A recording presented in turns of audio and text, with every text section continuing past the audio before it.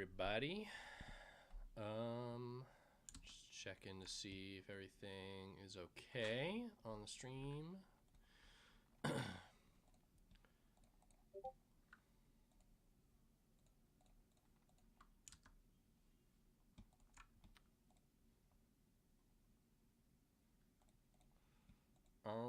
Looks like we've got about 30 players, which means 6 teams, which is pretty nice. Not the most we've ever had, but that's a solid 3-round pug night.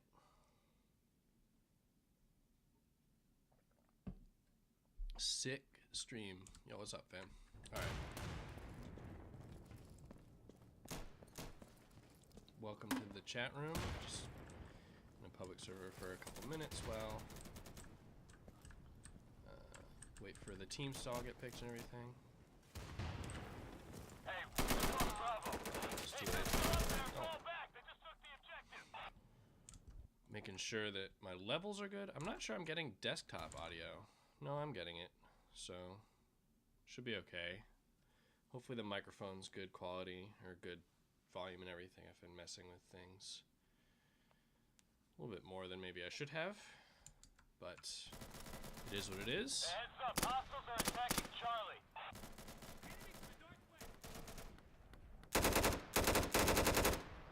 Skeleton activation with the double spray. Holding it down. Do I have HP? I'm playing like it's a competitive game. Okay. That was pretty sick.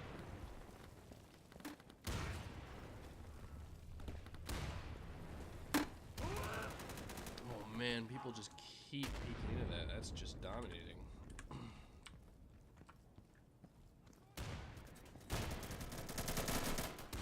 Hot jump with EBR. Out in the open, going down. ATK, pretty safe position. Get flanked from the rear is what I would be watching out for if I were him, but he's gonna stay alive. What do we got? We've lost this left alley. That's bad. I'm gonna throw a nade down here then. It's fairly likely there's some idiots down there. Didn't get any kills, but waited long enough. I feel like this might be fairly free. I think I picked that up. Charlie is under attack. Frag grenade! Attacking Charlie!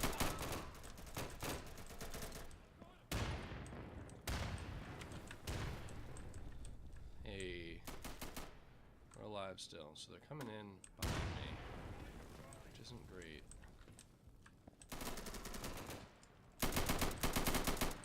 Oh, the lag on the respawn. I wonder where they're coming from, that they're on C. See back here? This is like a common spot I can't cap from. It's gotta be over here, right? Is this still on the objective? Oh, getting fragged. I'm gonna check in on how the team's picking is going.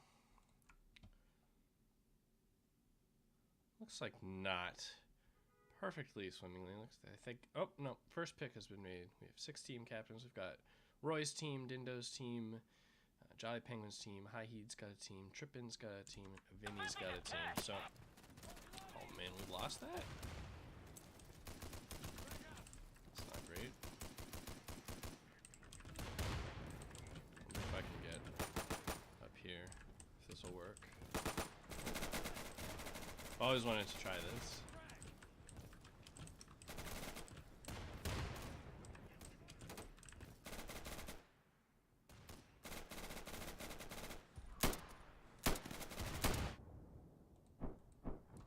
Yeah, I got one. Toss a nade now. Fragmentation coming up! That's not great. See the nades coming in, but I can't see the enemies. Too much smoke and shit.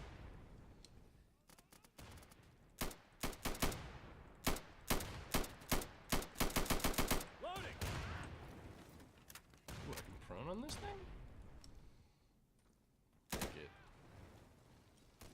Frag! Throwing a frag! Throwing frag! triple there. We really just need to stay alive for long enough that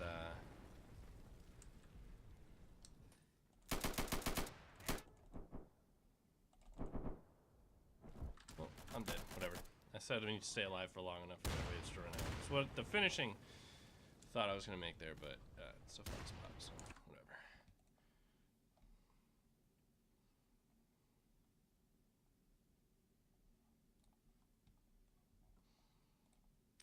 How's everybody doing out there in internet land? People excited for the return of DGL?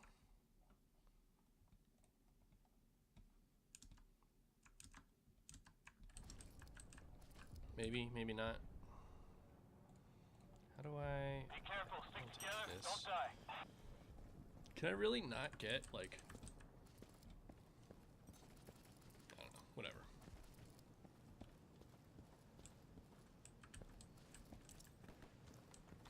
We're losing Alpha.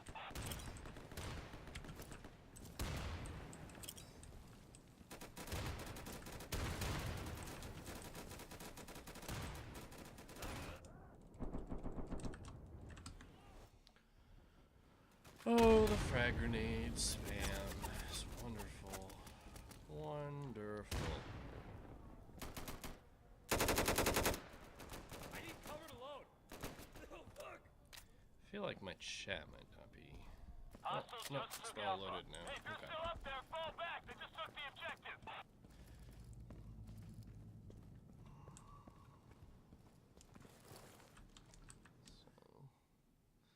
It's not great to lose A so fast. This is the really hard objective for them to take, I believe. That's a guy. There. Why is everybody good on the other team? Hey, Bravo is under attack, guys.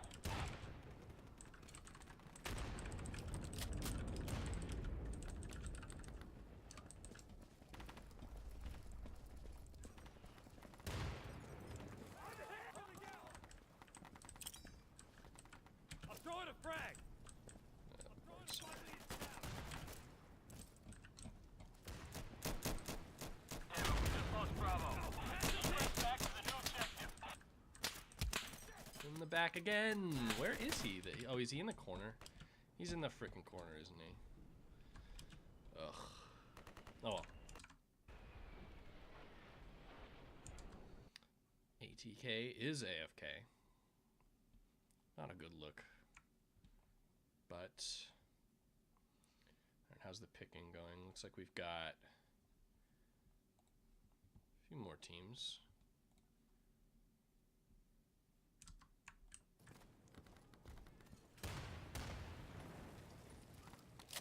For anybody curious, PUG stands for Pickup Game.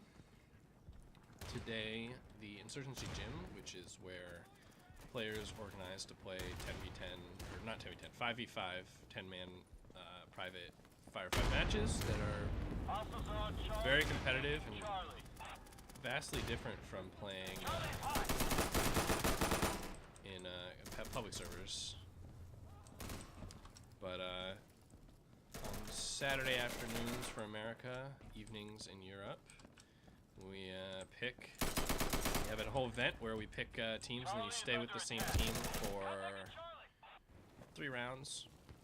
Play all the other teams and there's a winner and you get like a little tag in the Discord as a champion and stuff.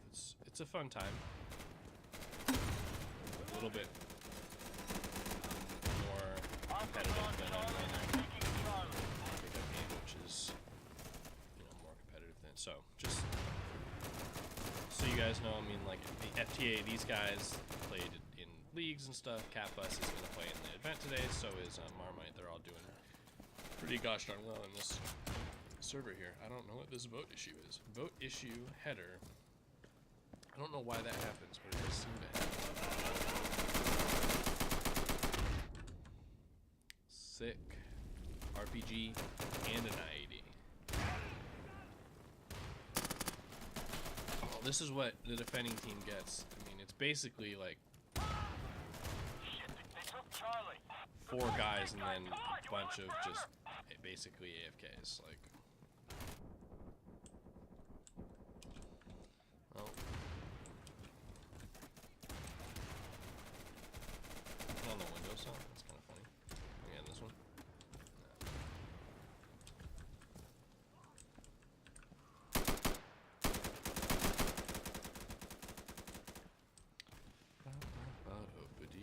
Hello, Sanity. Sorry so much. How did your game go?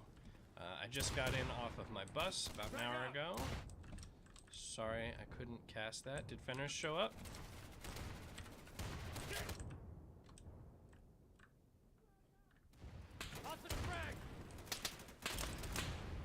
That's going too far. That also went too far. Can't resupply. That's not great. My back's still covered. Oh, my front's not covered. The IED got me from that far? 11 to 6. That's great. Good to hear.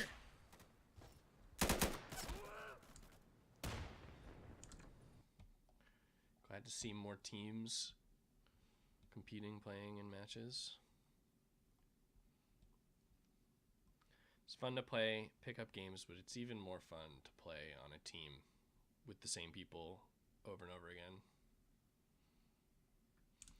Develop strategies and chemistry and all sorts of things that just doesn't exist in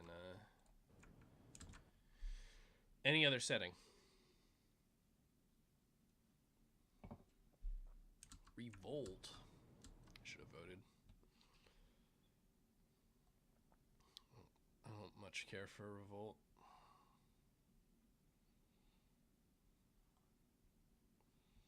Attacking? What am I gonna just take the sniper class from some idiot?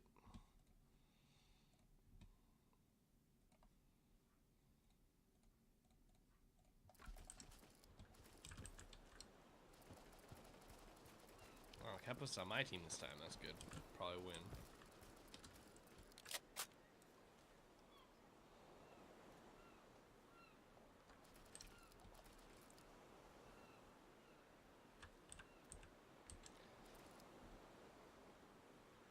Wonder if I'll just immediately die if I try to cross the street right away.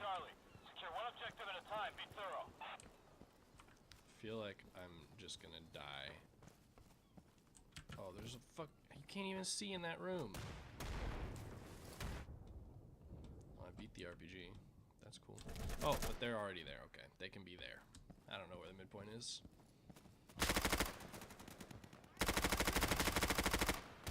Give me cover. I'm loading up. ATK's got a janky connection. Alright, let's switch to... How do I... Can't really... I have to cycle through people. Okay, so Kappas is here. Nice kill there. Ooh, he's gonna get the second one. And he's gonna pick up that RPG. Let's go. Go Kappas. Alright. Anybody listening, don't take heavy armor. Hey, we're taking Alpha. Literally accomplishes nothing. It doesn't save you a bullet versus AP ammo, which is what everyone has.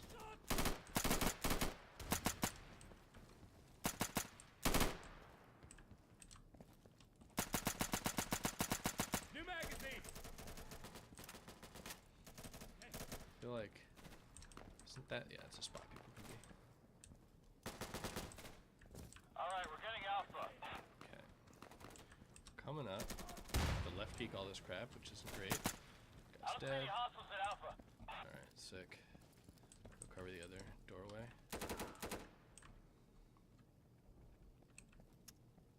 I'll put on burst because I might hit their legs and I don't want.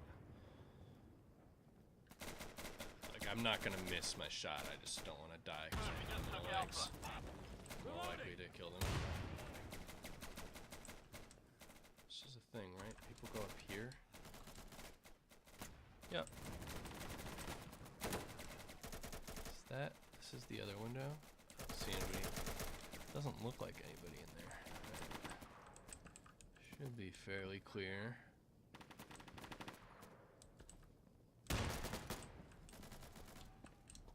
Alright, let's get out of this building. Wonder what the best route to take is. Is taking this gonna Bravo be now. contested over here? Loading. Doesn't seem like it. Hear somebody. That's a teammate above me, I think. Is that somebody?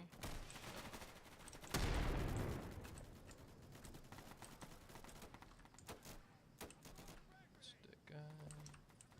Nobody in the windows. I'm just gonna push up. Shoot this guy. Missed him a bunch.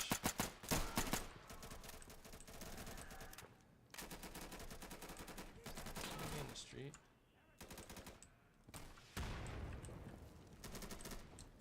Oh, there's a guy in the window. Friendlies on Bravo is being taken. Or maybe I'm crazy.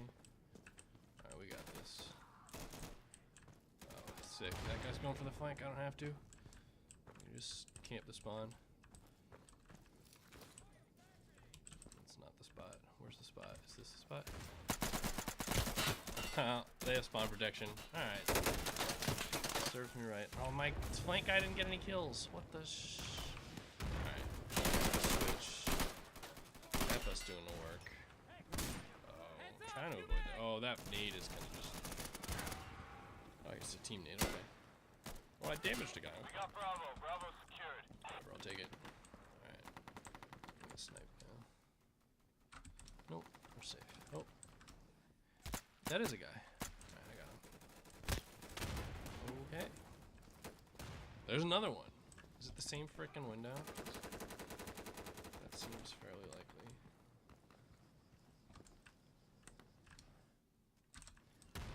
I think that's one of the stairways they can come down.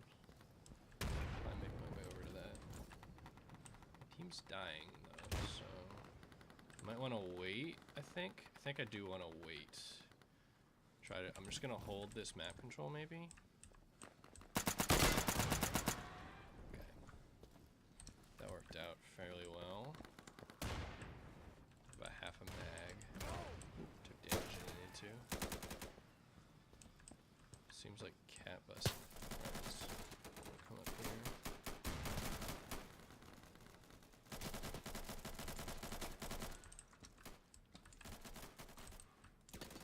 We're taking Charlie now. Oof. Yeah, hit him in the leg. Oh well. Alright, I'm gonna check in on the teams. Looks like teams have been picked. We've got 6 teams, right? A, B, C, D, E, F. Yep, 6 teams. Alpha, Bravo, Charlie, Delta, Echo, and Foxtrot. I'm going to check in to see if there's a challenge bracket. Perfect. And let's see if there are any server pairings. Does not look like there's servers yet. Says servers soon. Ooh, Roy versus Tarpon, match number 1. My main man Tarpon playing in a PUG event. Good to see, good to see. Hi New World, how's it going? Thanks for the host and everything. I'm doing well. PUG event is about to start. We've got teams picked. Just waiting on servers. Jump in. Oh. So, can I wallbang this guy? Oh, he's in the... Okay, I didn't know where he was.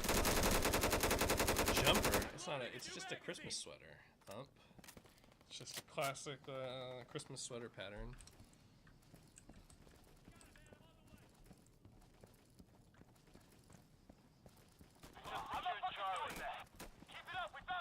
God, I love it. I'm not fucking doing that. Oh, I was trying to wallbang that guy. Not the other way. What did I get?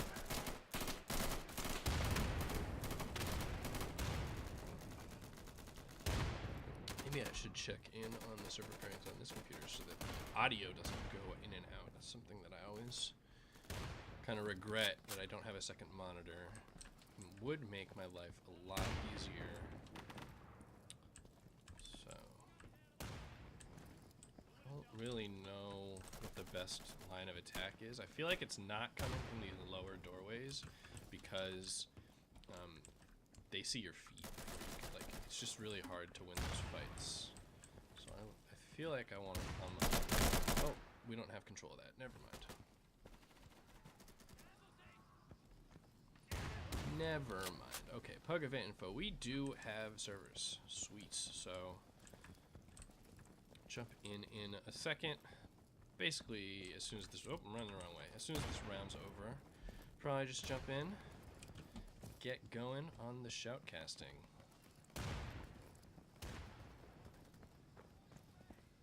Oh, I didn't even kill that guy. Oh well. 6 and 6. I barely did anything. Kappas and friends. I don't really play public enough, so I've lost my ability to do it well. Oh god, I have my own stream as auto playing. That's hilarious. Anyway, gonna jump in Gym 2. Gym 2, right? Favorites. I have them all saved, I believe. Yep. Whew. Get my overlay up. We've got Alpha versus Delta. Let me just refresh this page. Site refused. Oh, my thing crashed. Maximum call stack size exceeded. Ooh, I may have bricked my program. I haven't tested it extensively.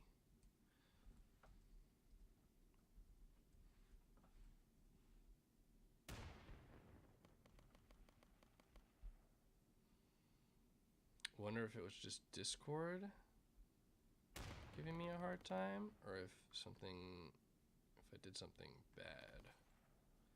I don't want to get my Discord account banned, which is something that I'm risking because of how my little overlay thing works, but, well, it is what it is. Alpha versus Delta. Where's Delta? There's Delta.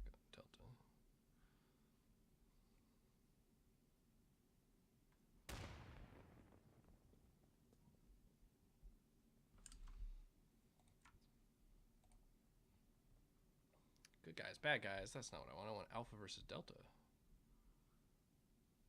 Oh, I have to resubmit it. It doesn't save that. It's getting better, but it's not 100% perfect. All right. How's that look? That looks all right. That looks all right, I think. Join spectators. Check in on these teams. Looks like Alpha team captained by Roy, old school player. I've played with him for 3 years now. Good player from Israel, I believe. Anyway, we've got Roy, we've got Arrow, Kappas, Egoplantis, and Fire King. So looks like Egoplantis' name is Elementorum, so I'm just going to change that to Egoplantis because I believe that's what will show up in game. What else we got? We've got Delta team, captained by my teammate Trippin, legendary insurgency player. A bunch of players I don't know too much. We've got Torn But Whole, Potato, Klarak is Campion, and Ice King 6565. So might shortcut some of those names. I might just call him Klarak, or I don't know. We'll see. Yeah, it looks like it's just Klarak. Okay, so we can just go.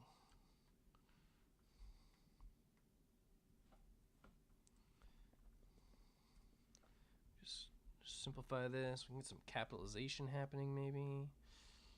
Yeah. Looking good. Who's Cheeky Breaky Christmas?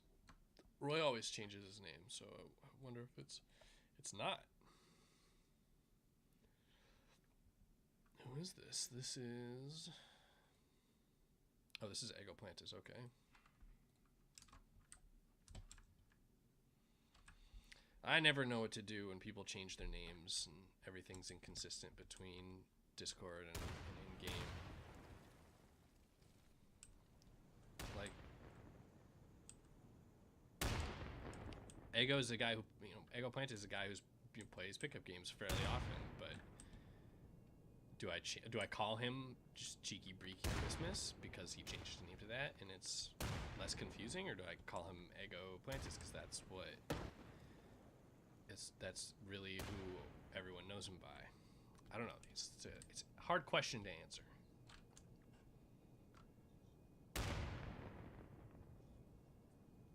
Anyway, as we wait for all the players to trickle in, I'm going to go fill up my glass of water, as I know I will need that fairly desperately. Is Catbus playing this game?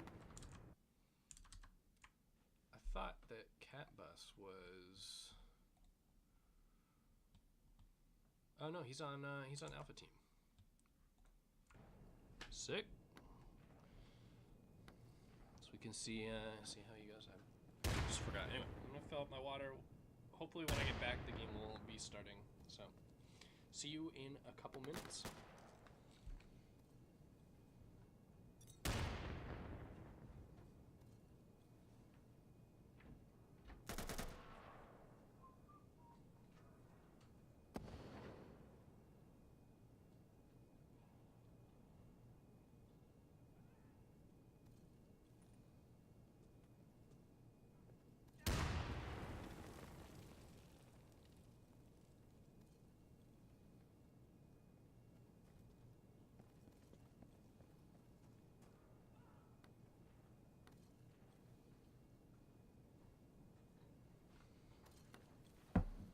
Oh my. Hopefully I don't lose my voice like last week. Last week was rough.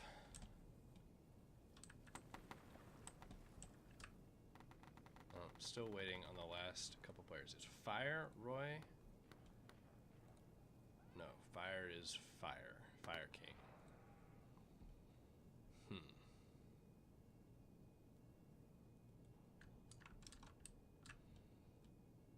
Roy's just Arroyo. Okay. That's easy enough. Easy enough. I don't see my overlay showing up. Oh, right. I need to. I'm not on the right. Derpity-doo.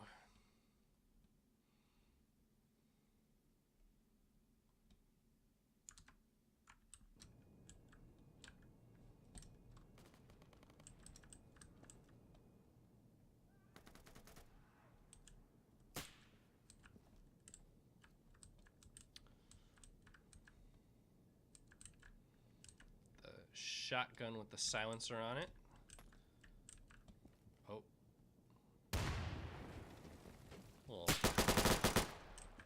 Little cubicle wall saving someone from a nade. Pause. Let's see. Oh god, the noise so loud. Anyway, just waiting on one player now, and it is Tarpon, so I am going to... Basically, I have his friggin' phone number if I had to.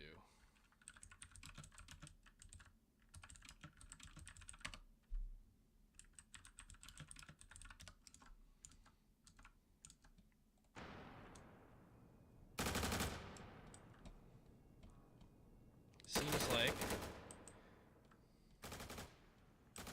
this is... Oh, thanks, I hate for answering the question. I didn't notice it quite right away. But yes, this is going to be the first round. There's 3 rounds.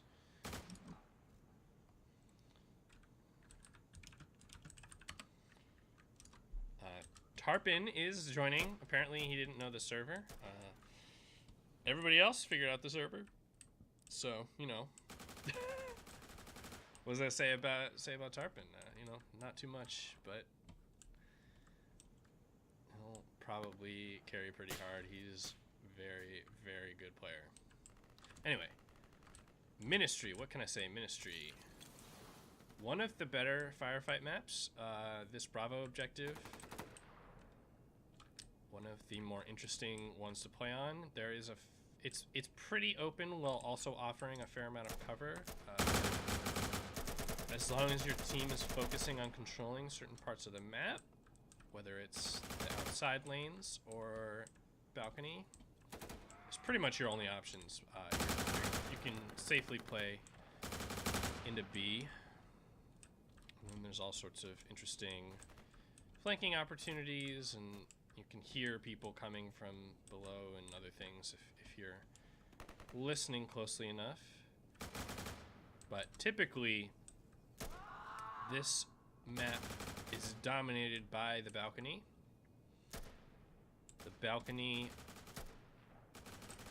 gives you the, like, so the Alpha and Bravo objectives are by far the closest to objectives, and the fact that balcony is such a good Overwatch position onto B, and you can rotate in to help A and stuff, is makes it just super duper powerful. Charlie is actually far enough away. This is the fastest way to get down here. Far enough away that it is just really isolated. Sometimes you'll see teams sending, when they're defending it, they'll just send somebody down and just try to run all the way across, and then get a flank and shoot people in the back, either from up here or, oops. Looks like we got a pistol round live, but coming back up. Kind of funny that this Molotov is still going off. Another pistol round's live. Anyway, so this is a modified round. Oh, we have an AFK. Fire's not ready. Modified round. The only objective that is playable is Bravo. As soon as a team captures Bravo, the round will end. Alright, so we got Tarpon in fast, and he's going to get a quick kill onto Kappas, but Arrow with the nice trade. Torn onto Ego from balcony. So Insurgents with a huge amount of balcony control, and I expect that to end with capturing B, but they're not actually blocking. Potato does get in here to start to slow down the cap, but he's 1v2 on the point, so it is still capping despite his presence here. Looks like Karak cannot see this player at S3. It's called out to him, but he can't hit the shot. Finally does take out Fire, leaving only Roy in a 1v2 now. He is needing to reload and just out in the open versus a player. He's lagging. He's not dead. Somehow, I don't know what to say about this. He's completely out of ammo. It took Potato about 14 shots to kill him. That was pretty pathetic, but doesn't matter. In the end, Roy runs out of ammo. None of those bullets connecting with the arms, which are not covered by the armor. They were all hitting each other in the chest, which makes it pretty impossible to kill the other person. Pistol ammo to heavy armor, not particularly effective. Still one-shot them in the arm, and therefore that's when, you know, that's pretty much what decides who wins those fights. Looks like we got Ice King with heavy armor. We'll see how long that lasts before he is scolded enough and shamed to dropping it. He's got like a red dot. All right, we gotta look at the loadout. Hold on.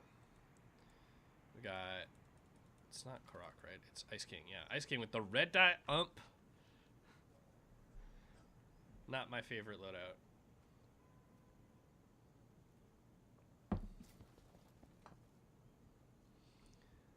In my opinion, the ump does save you in a point.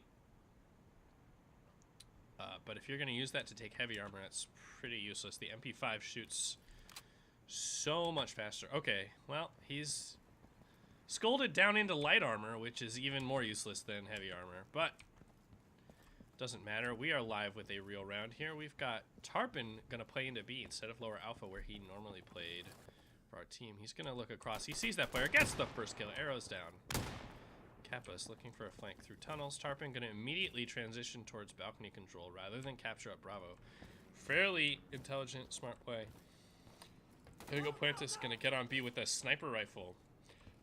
It's going to be pretty tough. Kappas looking for a C flank, as security did send somebody down here to get this immediate first cap. Looks like Karak. Tarpon going to go down to Roy. Where's Roy? I'm missing everything. Roy on balcony. So Roy gonna get another flank onto Ice King, who was defending Alpha. Oh, he's gonna get a third onto Potato. Huge play by Roy to completely open up the round. Looks like Klarak completely gave up Charlie. He's gonna look for a flank onto B. He saw that one player. I believe it was Ego Plantis run outside, but he does not get to B in time. Ego Plantis captures it. Alpha B in capture as well. Looks like Roy on the balcony looking at the wrong spot. Should have been called out. The security player, Klarak. His position should be known. Looks like Roy saw him move towards outside. He's looking around. They're going to get in and block. This is going to be pretty hard for Klarak. He gets one. Roy actually whiffs Klarak. An opportunity to get that kill. But he also misses. So, first round for Insurgents. Roy with the huge play. You're right. I do not have the high settings config on. Let me...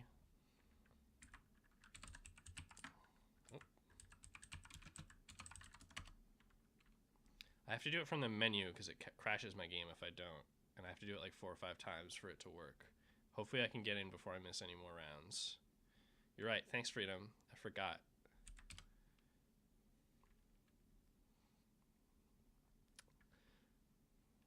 It does look a lot nicer. Okay. Hopefully I didn't miss anything in this round.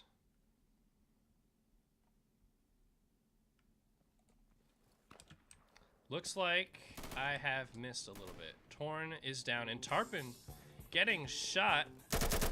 Oh my, we've got a subscription. Thanks so much. Money, money, money, money. Thanks so much. SHK 1800, really appreciate the support. Arrow, nice kill, and a follow. Things popping off here. Too funky for me at the present moment. Insurgents with pretty much complete control of Bravo and Alpha. We've got a couple of respawn. Security did capture Charlie. Torn gonna get one outside. That's Arrow going down. Torn still running in, not punished. I thought that Insurgent player by the window was gonna peek out and get the kill, but Torn makes it all the way into B. He's not really accomplishing much as he is blocked, and in fact he is gonna die. Tarpon safely jumping across the wall there, expecting more players. Looks like Tarpon's gonna look for an A flank, possibly. Insurgents still just making sure that they continue to control balcony. Looks like Klarak getting a flank kill onto Ego from B main. He's gonna try to throw a nade. Tarpon with the good timing coming out lower A to get a kill. I think that he just got completely team flashed, and he's standing on a player. He's not gonna see him. Holy crap, Tarpon with the complete team flash by like Klarak. Walks right by a guy, doesn't realize that it is a real player. Oh, Klarak just prone. Roy knows where he is. He calls it out. Kappas gets the kill. Another round for Insurgents. That actually was... Man, it's an unfortunate mistake. It was a good idea. Klarak just didn't realize Tarpon was coming out there. Unfortunate mistake from security side. It's 2 rounds to none for Team Alpha on Insurgent side here.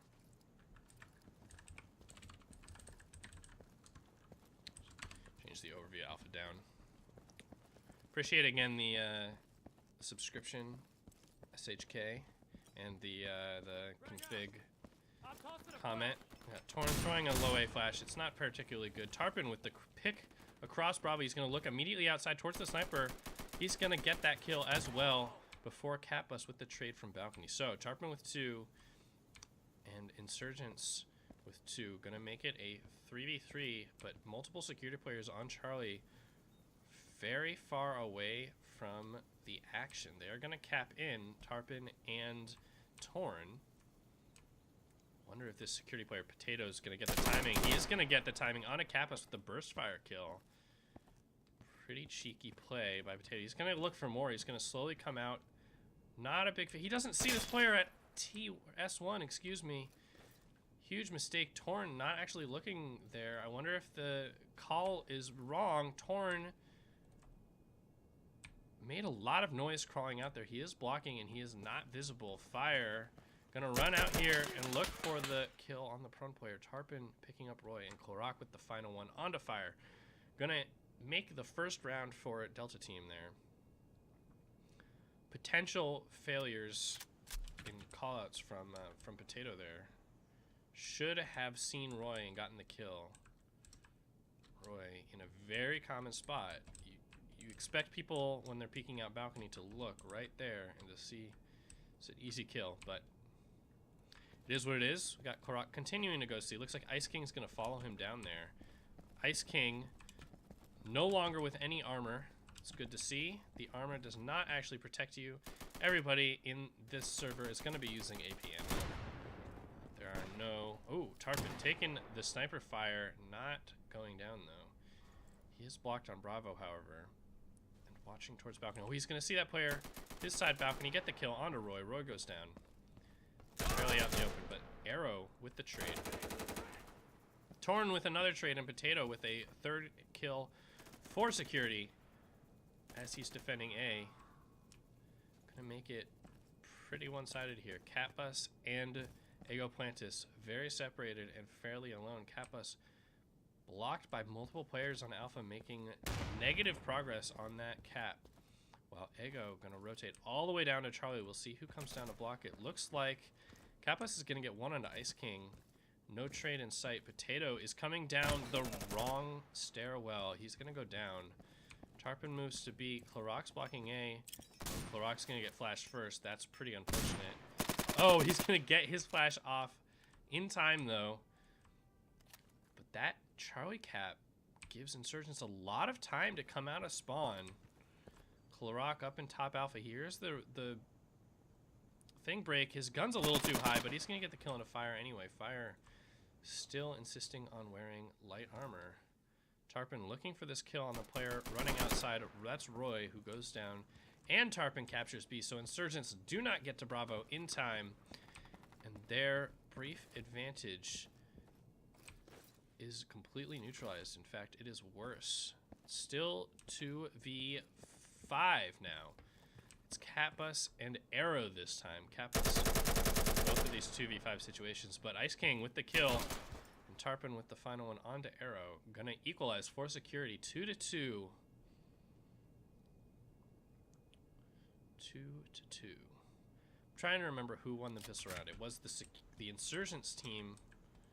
And then they switched sides, I believe. So, the Team Delta security team elected to start. Hey, what's up, Red Monkey? They elected to start on this side, so they believe it to be the superior side.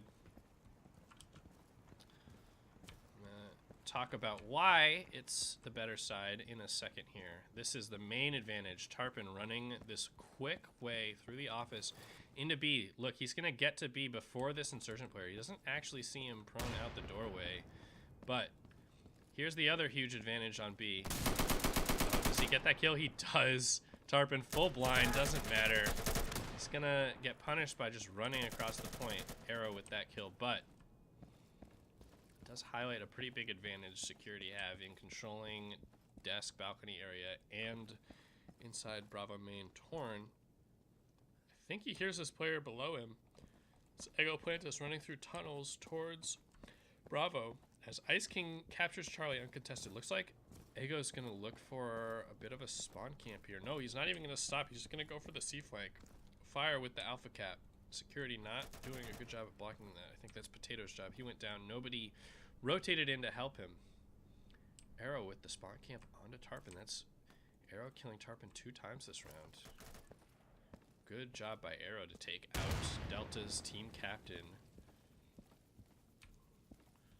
Looks like Potato, somebody else on the objective. No, Catbus just is baiting the objective, induces Potato to move up, thinking that his side of the point is clear, but it's not. Catbus lurking just off the objective.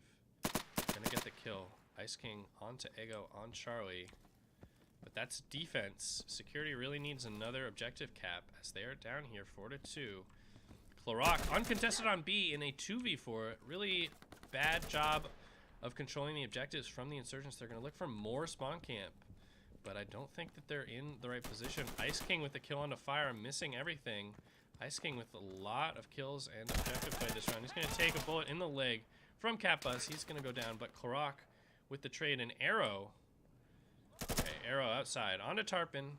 That's Roy, never mind. Arrow onto Torn. I thought Arrow killed Turpin 3 times this round, but nope, just twice. He's uncontested on B. He's going to cap that up. This is a fairly crazy round. Insurgent's going to respawn again. We got Karak going for another spawn camp, but Charlie is about to be capped, so he does not actually have time. He is hightailing it to B, but I don't think he's going to make it in time. 1 second left. He's not going to get there. The round's going to end.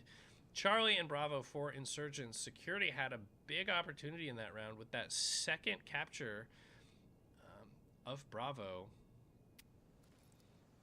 Multiple respawns there, but couldn't manage to get out of spawn. And Tarpin Steam messaging me. He's apparently frustrated from that one. But on to another round, 3-2. This is one of the watch Tarpin. Now, the reason I'm watching Tarpin here is that this is where the action is going to happen first in the round. He gets 1 kill onto Ego. He's not running outside this time, but Tarpin not seeing Arrow prone again in the same spot. Tarpin going to play here, looking towards balcony. See if he sees this player. Looks like he does catch the movement, and that's Roy going down. So, Ice King blocked this time on Charlie. He should not move. Ooh, we got a fight here. Potato full blinds, spamming.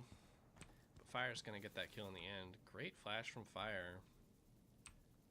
And that means that security need to move. Torn's going to come up here to try to wrest control of Bravo from Insurgents. He's in perfect position to get this kill. He finally does. Step 1, folks, aim. Step 2, shoot. Alpha goes first. Ice King with a nice kill on Charlie's side. Torn goes down to Fire on balcony, but Tarpin with the trade kill and the Bravo cap leaves Insurgents actually in a 3v5. So despite capturing first, they die a little bit too quickly trying to fight for Bravo. Tarpin can get another kill. That is 3-2. Roy with a nice headshot. So Bravo starting to be capped from Insurgents. Nobody from security in position to block. Everybody from security just out on balcony, which isn't the worst position in the world, but somebody does need to move in and contest. Looks like that's Torn. He's running in, but he's running too far. He gets the kill anyway, as Potato caps Alpha and Roy kills 2. But I really don't think Torn needed to take that fight. Could have been a disaster had he gone down, and in fact he was being shot at, so a bit of a mistake from Insurgents to let it happen. Roy just out in the middle of the objective is going to be traded out by Ice King, and that's another equalizing round for security. 3-3.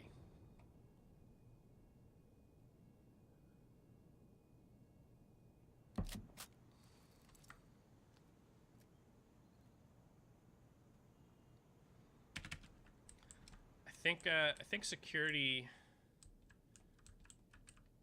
would be wise to play. I'm trying to think. Well, Potato is being exposed. He's playing really passively long A, which is typically a safe thing to do. But Insurgents, if we watch here, Fire, he's just gonna really confidently run across. There was a nade being thrown, but he's just gonna throw a couple of flashes and push up here. Look for this first kill. Potato in a little bit more of an aggressive spot. He's going to actually look for that kill. He's going to go down anyway. So I think that's a pretty big mistake. And the fact that Insurgents won most of these fights all at once. Smart play by Karak to jump up on the car, get a better angle towards the cat bus, who he did see get on the objective. And he captures it just in time before he's blocked from the back. Roy coming in with the flank to try to block C. Huge play from Karak in a round where he desperately needed to capture his team in. They lost a bunch of fights very early on. And Tarpin with the pre-nade onto the spawn camper. Huge plays. Security coming back with a vengeance in this round. Fire on balcony, but we've got Potato coming in with the flank from Alpha. And in fact, it's Torn from Bravo going to get the kill anyway. Ego with the trade. Good headshot there. And he's going to come in and start capping this. This objective still has yet to be capped for either team, and Insurgents are very close, actually. Tarpin going to take a long way to get there, and it's going to go for Insurgents. So we got a complete reset. We got another respawn. Tarpin making it a 5v4 with a kill on a cat bus. Oh, and he just misses this next player. He's gonna see him, but not quite get the shot. As Karak gets 3 from spawn, I missed it. deep up. Everybody from Insurgents trying to respawn into the office. Time was low on the round. They need to get out of spawn quickly. No time to look for the spawn camper, and they are punished. Clorox with a huge round, getting 3 on that spawn camp there. Also hero capping Charlie basically in a round where everybody else lost their fights early and security desperately needed the capture. Clorox with the great spawn game, and that honestly, that nade by Tarpon onto Roy, super lucky but really important. Looks like security going to continue to send 2 people down to C, which could be a huge Achilles heel for them if they can't make it out of spawn after they capture it. Tarpon still not seeing Arrow as he prones out onto the B main area. And Arrow with great timing, pushing up right when he needs to get in. It looks like Cheeky Breeky going to win that outside fight. That should really never happen. Insurgents, even with the sniper rifle versus a M16, have a huge disadvantage on the outside lane. So if Torn's going to play here, he really should never be losing that, or he should be winning it so much more often that Ego gives up the sniper and stops going for it. Looks like Roy is going to clean up Charlie this time as Potato goes down to fire yet again. Right peek versus left peek. Potato too obvious in his play, leaving only Tarpon here. 1v5 on B. He picks up Arrow, but now he needs 4 more. We got Roy coming in with the flank, and we got Ego with the sniper peeking out, but it's Catless from balcony, making it 4 apiece, 4 all the score here. Tarpon with 17 kills is going to check in on what's going on. The captains, Tarpon and Roy, really just cleaning house, getting tons of kills. Clorox playing very well with 11. Torn with 9. Potato really lagging. I mean, Potato plays pickup games fairly often. You expect more from somebody in these events where you have some newer players wearing, Fire is really exposing Potato on Alpha, and Fire's like a newer player wearing armor. It's a bad look, Tarpon with the huge kill. Arrow trying to pre-fire across, but Tarpon makes him pay. And he's going to look towards balcony. He sees the player run up. He's looking for the wall bang. He's going to get it onto Roy. Nice job from Tarpon. He heard the shots. Maybe could see the muzzle flash. Torn prone. Can't see Ego because his sight is blocking it. He's going to lose that fight as Kappas cleans up Clorox in tunnels, leaving Fire to cap A. Oh, Ice King. Yeah, he's capping C. Okay, so Fire caps A pretty quickly. Tarpon not going to contest B. There's no real reason. He totally bricks that nade. I think he was trying to bank that into the outside portion, but he looks at the wrong spot. Going to pick up Fire on a balcony and move in to block B. Taking some fire, but staying alive here. He's totally called out and very alone here as Ice King trying to cap C, but I believe he's blocked by Kappas here. Smart play from Kappas. This is what you want to do. Tarpon with 1. I'm going to watch Tarpon. He's being pushed pretty hard. He's going to get sniped from Ego here, so Ice King all alone. Let's just watch what Kappas is doing. Ready? How is Kappas ever dying? I mean, it's possible, I guess, that Ice King walks all the way up this right side, but, like, Kappas, he's never dying from his front. He knows that Ice King is in front of him, not behind him. Roy eventually going to come in for the flank. The worst thing that Kappas can do in that situation is die. He's blocking C. If he dies, he concedes that cap. There's nobody on his team. Everybody on his team was fighting Tarpon at B. Kappas was completely alone. If he had died there, security would have capped Charlie, and it would have given them new life into that round. So very, very good job from Kappas not to be a hero and go for the kill, but rather to just control. Looks like Ice King not going to go to Charlie. Watch Torn outside here. He's continuing to play against the sniper. He's just challenging it with this right peek, and now he's going to push up, and he's probably going to get sniped. It's just really, I don't agree with how Torn's playing this. I think it's a liability. Tarpon in another spot. He's going to let his teammate die, but gets the kill in the end. As Potato picks up Fire this time, and Tarpon going to save Storm's life. Get the kill onto Ego. Arrow also up here. Tarpon with another one. Kappas whiffing. Tarpon was pretty blind. Another flick kill onto Arrow. Tarpon just on B, turning every which way and getting kills. Classic Tarpon plays there. Pretty nuts. So that's halftime. Pretty close half. 5-5.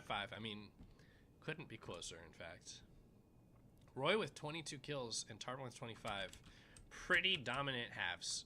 You don't typically see 25 kill halves. That is, what, 2.5 kills per round? Pretty nuts. Yeah, if it keeps up, we could see a 40k. I still can't believe that Nate got, like, averaged more than 3 kills for 30-something rounds. The 96 kill game or whatever he had. Even against complete, like, idiot, like, new player, doesn't, like, know how to play people. Like, averaging 3 kills per round is super hard against basically anyone. And doing it for that many rounds in a row is just so nuts. Okay, so this is the next level strat. Security, Kappas moving in and killing Tarpon before he can get anywhere. Tarpon was trying to get onto balcony pretty quickly from lower alpha, but Kappas to play through B, the flashbang across. We can talk about that play in a second. And he's gonna get this flank onto A. He saw this player, but Korok with the nice prone turnaround shot, gonna get that kill. Potato and Korok on alpha. So many insurgent players on alpha. Very surprising to see. I'm not entirely sure that that's a good strat, but they are going to get the cap, and we'll see if it works out for them here. We've got Arrow coming into the office looking for a spawn camp. There is a player jumping up, getting that info. If I were Arrow, I would have spammed a few bullets through the wall there. Oh, Arrow jerks his mouse a little bit too much. He's not going to get that kill, and in fact, Tarpon's going to get the cleanup. As Tarpon and Kappas run into each other, Kappas with the lighter weapon. Gonna pick up that. Oh, that Ice King just made a huge amount of noise running through that metal detector, but Kappas did not react to it. So, we got a 3v2. We got Ice King and Korok versus Kappas, Fire, and Ego Plantis, but Ego Plantis has the sniper rifle, so should be a fairly big liability. Ice King with a pretty strange loadout. Is this an SKS, or not even entirely sure what gun this is. I think it's an SKS. He's gonna miss. Fire standing up and then going prone again. Gonna duck under those shots. As Kappas blocks C again. Again, super smart play by Kappas. He's not taking this fight. He's just getting into position where he can't die. He's just blocking the point. Means that Korok can't move. There's nothing Korok can do. One of his teammates should be going to Alpha. They are going. But anyway. Kappas with the kill in the end. Korok goes down. 6-5. Team Alpha. Do I need a co-caster? Do you wanna co-cast a couple of rounds, Nate? We can do that a little bit.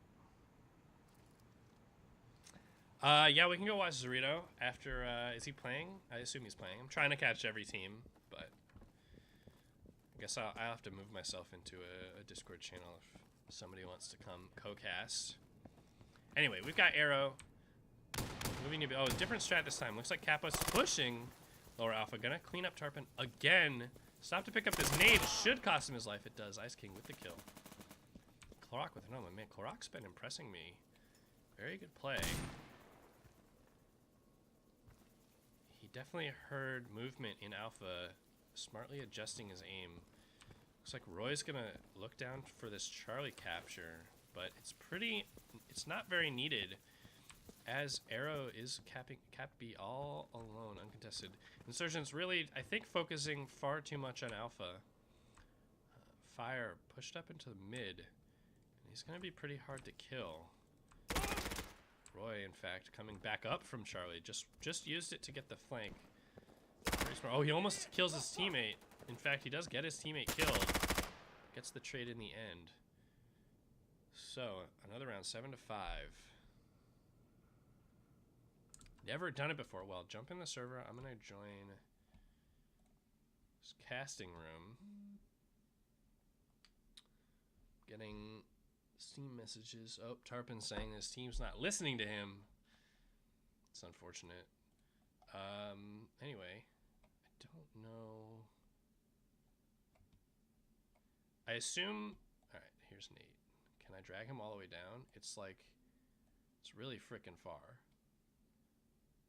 Oh, I don't have move power. Oh. Interesting. Okay. Well, I'm missing action. Korok with the first kill on Roy on Alpha. I'm so sorry about this. We've got Korok actually staying alive here. I'm going to throw a flash out. Use his utility. Cap us. Quick kill there. Oh, Korok running a little bit too far. Arrow going to make him pay. Tarpon with the trade, but Bravo is capped. Torn a little bit too far away from it.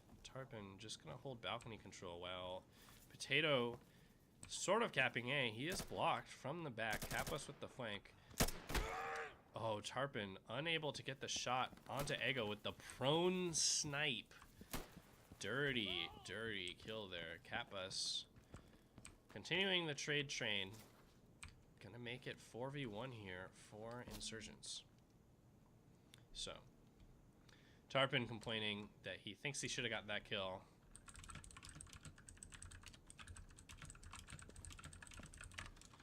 Telling him that he got an assist, so the server didn't screw him. Just hit the leg. Arrow with the final kill. Torn trying to make it happening. Oh, man. If I go in the captain channel, I can move him. I think I can only move him if he's in Pug. So, yeah, all right. Also, the other problem is that the frickin' Discord is just so big. Okay, so I'm in captain, and now I need to move Nate to casting. How do I even... I can't scroll. Can I right-click, move to casting? There we go. Hey, I figured it out. Hello. How's it going, everybody?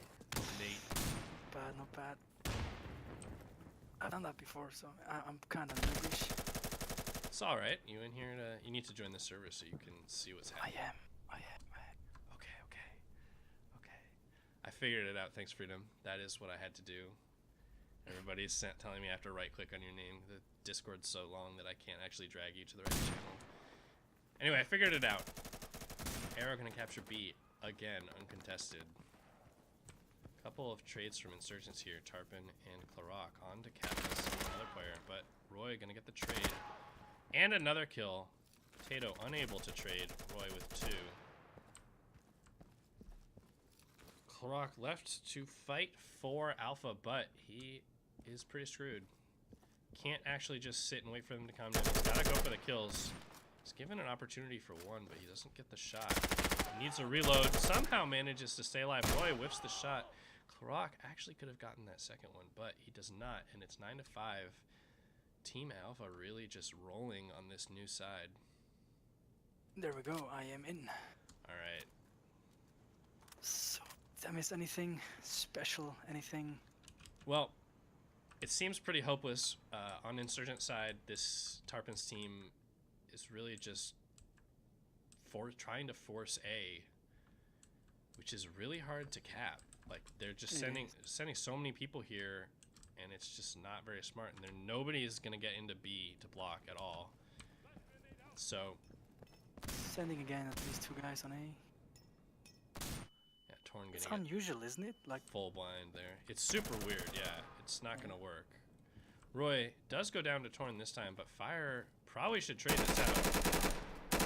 Shoots before aiming, but gets away with it. Not wise move. Tarpon. meanwhile, be uncontested. Yeah, every As you round. can. It's one thing to let the other team have C for free, because, like, they can't... It means that you can control... Like, if you let the other team capture C, that means you have a 5v4 on the main part of the map, the Bravo Alpha area, and you can actually go and try to get all those kills and hold that part of the map after the caps. But if you're going to give the other team B, you're giving them the best part of the map, and you're giving them a clear way to respawn towards the action quickly. The other thing is that if you let the other team cap C, but they're afraid to respawn through their office, they have to go all the way down the garage, and it takes forever for them to do anything. But it's just not happening. Looks like we got to No, change. it's sending one to B. Yeah, we've got Tarpon running outside as his teammate gets sniped across. cap us with a kill on balcony. Gonna make it pretty hard for Insurgents to control. They're really focused on the outside player. Torn absolutely needs to go kill Kappas, but it's gonna be really difficult. Just taking some fire. Tarpon with finally gonna get that kill outside. As Torn does get a kill into Alpha onto fire, still wearing heavy armor. Kappas caps B after killing Tarpon there, and Roy with the final kill onto Torn on Alpha. So that's already it. over. Yeah, I mean,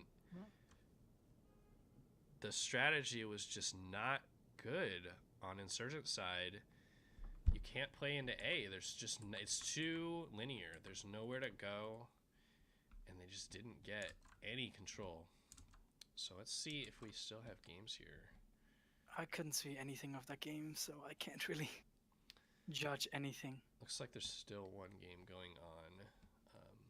Bravo versus Echo was an 11-1, but on Gym 1, I believe, Charlie versus Foxtrot.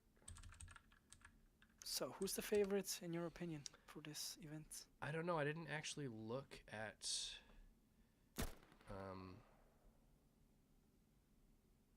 I didn't actually look at the teams. I think my overlay. I think I bricked my overlay program. It keeps giving me. I keep crashing it. Okay. Just checking by the names, I think Team Bravo has the best chances of winning that. Team Just Bravo. Just by quickly scrolling down through the teams. They did 11-1 Echo. 11-1 Echo. Oh, okay.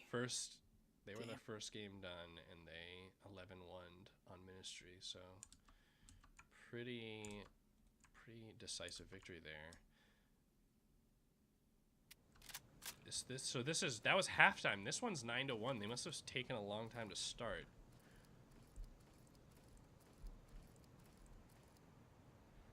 A little bit frightening. Some of the games are so imbalanced here, but hey Shark, how's it going? Sorry. Hi Roy. Trying to notice everybody. Carrot gonna make the jump, get in quick to B. Oh, he can see through the plant. He's gonna get that kill on a Danny G. It's Jolly Penguin with the kill pretty quickly mid A. He's gonna throw this flash and then push with it. I think he didn't throw it far enough. Yeah, he does not actually bind Get Clover. The flashbang didn't bounce the right way. What is the password for Gym? It's the same as the other gym servers. It doesn't work for me for some reason. Weird. I think that's a you problem. I don't know. I know it is. So a lot of people ask themselves, why are you not playing? I always enjoyed playing with you. You're also a good player. So why don't you participate and play and give us a taste of your skill? Why don't I play? Yeah. Somebody needs to. This is a need that the community had. Somebody who knew they were talking about to Shoutcast. Yeah, well, a player of your caliber, I mean, like, people can learn a bit, you know, just that little touch of skill in the game is always nice. That's the idea. Anyway, Assault on the Swing getting away with murder there. The MP5 fire onto B was pretty funny. I didn't have a chance to comment on that, but this was a guy trying to shoot through the edge of the planter on B. And he hit a player like 3 or 4 times, but didn't get the kill. The pistol bullets don't really go through that very well. Roy asking for advice on how to play in the chat, Nate. Why is she asking me? I don't know, you're a legend, man. No. Just one salty person in the community trying to do something good finally for once. But I can't even join, so I can't even do it. Assault on the Swing, looking for some free fire in the corner, but Get Cover is actually just out in the middle. Gonna shoot him in the back. 9-2. Oh, okay. So Insurgents coming back. They looked fairly competent through that. I guess I wonder if Jolly is just going off. Yeah, I guess 23-9. I don't know. Tough to say what the reason is. More consistently average like play. There's not really a big kill disparity, and there's not necessarily an enormous objective one. It's fairly disparate there, I suppose. Security with far more objectives than the other team, but by all metrics, this should be a closer game than it is. Oh, I can't join because of the source TV. 2 spectators. Oh, right. Okay, that's why. Well, there's Well, nothing... there goes my co-casting. Yeah, there's nothing I can do about that for this server, at least. Yeah, Anyway, it Danny doesn't G matter. sniping across B. Fairly unique thing to do there.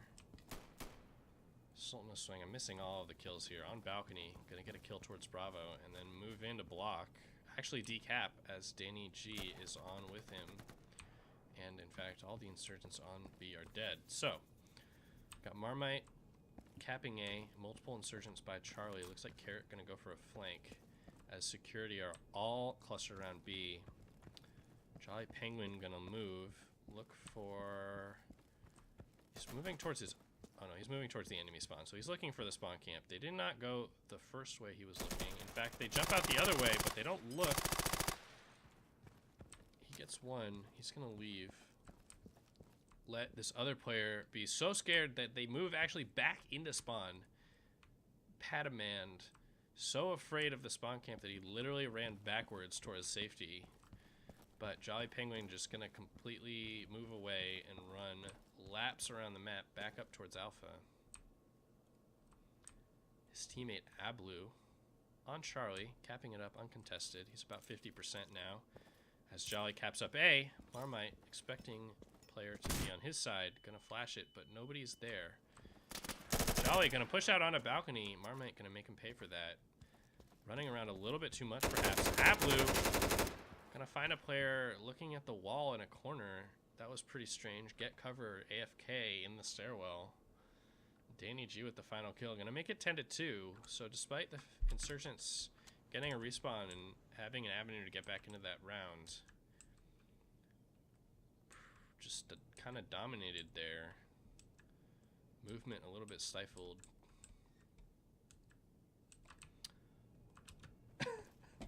I don't know what to say about some of the insurgent play there. One player with heavy armor in the stairwell looking at a wall, and the other player so afraid of the spawn camp that literally ran 10 feet. Oh, that nade gonna bounce all the way to security long. Marmite with 2 kills on that. Penguin and Sultan of Swing going down, forcing Ablu to rotate up from Charlie on the flank. Marmite looking the right way, but Ablu with the kill anyway. Right peek there, doing well for him. As insurgents are just all on B, kind of in the same spot, looking the same way. They're gonna capture the point. As Setring, about 2 inches off the objective, doesn't get into block. Perhaps an unwise position there. Ablu gonna go back down to C, start capping it up. He needs a cap. He's 1v5. We've got player in the stairwell. Get cover in great position to bait the objective, but he whiffs the shot. Ablu gonna flash, but not actually push. He's still not contested, so there's no reason to get out in the open. Nobody from Insurgents is gonna block. This is truly infuriating and tilting, and shows why they're getting dominated. They're just not playing like it's 5v5. They're playing like it's skirmish or something, where the enemy can be anywhere. Carrot camping a corner, waiting for people to run by. Here's Danny G go prone. Danny G is gonna run by eventually. Carrot's gonna wait, look for a second. He just one-taps him. Multiple security players running through tunnels. One's gonna go outside, the other's gonna go towards the Charlie flank. That's Jolly. Kill Patamind and get cover with the team kill onto fire angle. Pretty bad mistake at this point in the round. Makes it a 4v2. Got a fight happening on A. Marmite gonna take out Ablu, but he's gonna get shot in the back from Jolly Penguin. Alpha's lost, Bravo's lost, Carrot's alone, 1v3. Pretty hopeless. He's gonna sprint into Sultan of Swing. He's gonna die, and that's the game. Really, really huge, terrible mistake. 5 alive. Ablu has time to rotate all the way down the stairs, get on Charlie, start capping it, cap the entire 24-second, respawn his team, and then go do other stuff. Nobody respawn or reacts. Nobody goes down to block. Everybody just camping corner, then a team kill. Really just very poor play. Was it a Zubu? I don't even know. I can't read Shark. Have you ever done a Q&A?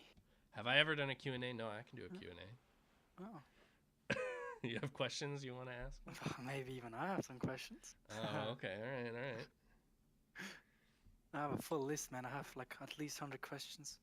100 questions? Yeah, it's some are private, so maybe not on stream, but I can ask you later.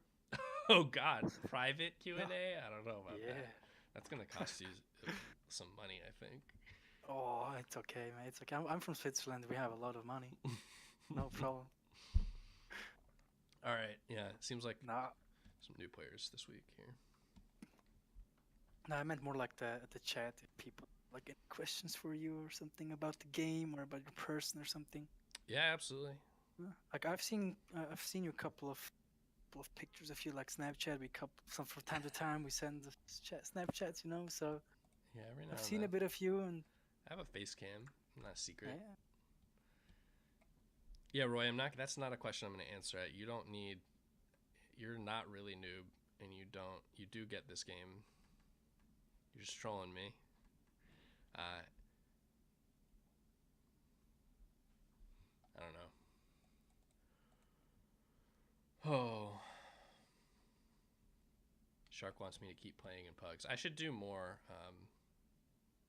Oh, he's replying to Roy. Okay. Is like Roy one of the like the worst players? As far as I remember, like he's really bad. I mean, he's not like great. I mean, he's never played like on a team or anything. He hasn't played Div 1 DGL for 9 straight seasons like me and Torix have. Like, thanks for the follow, Peter Y23. Appreciate it.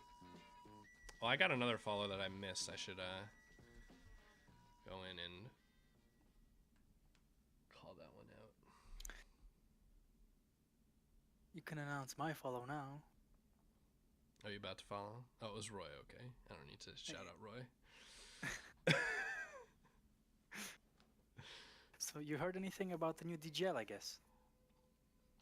Yeah, there's a Discord. I'm one of the mods of it.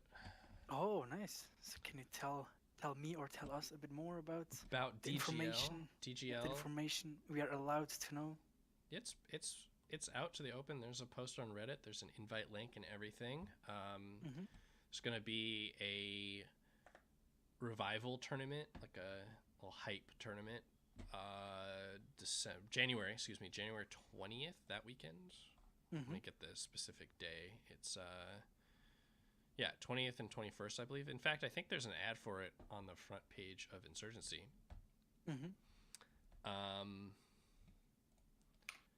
There is rosters will lock 1 week before Monday of that week of the January 15th.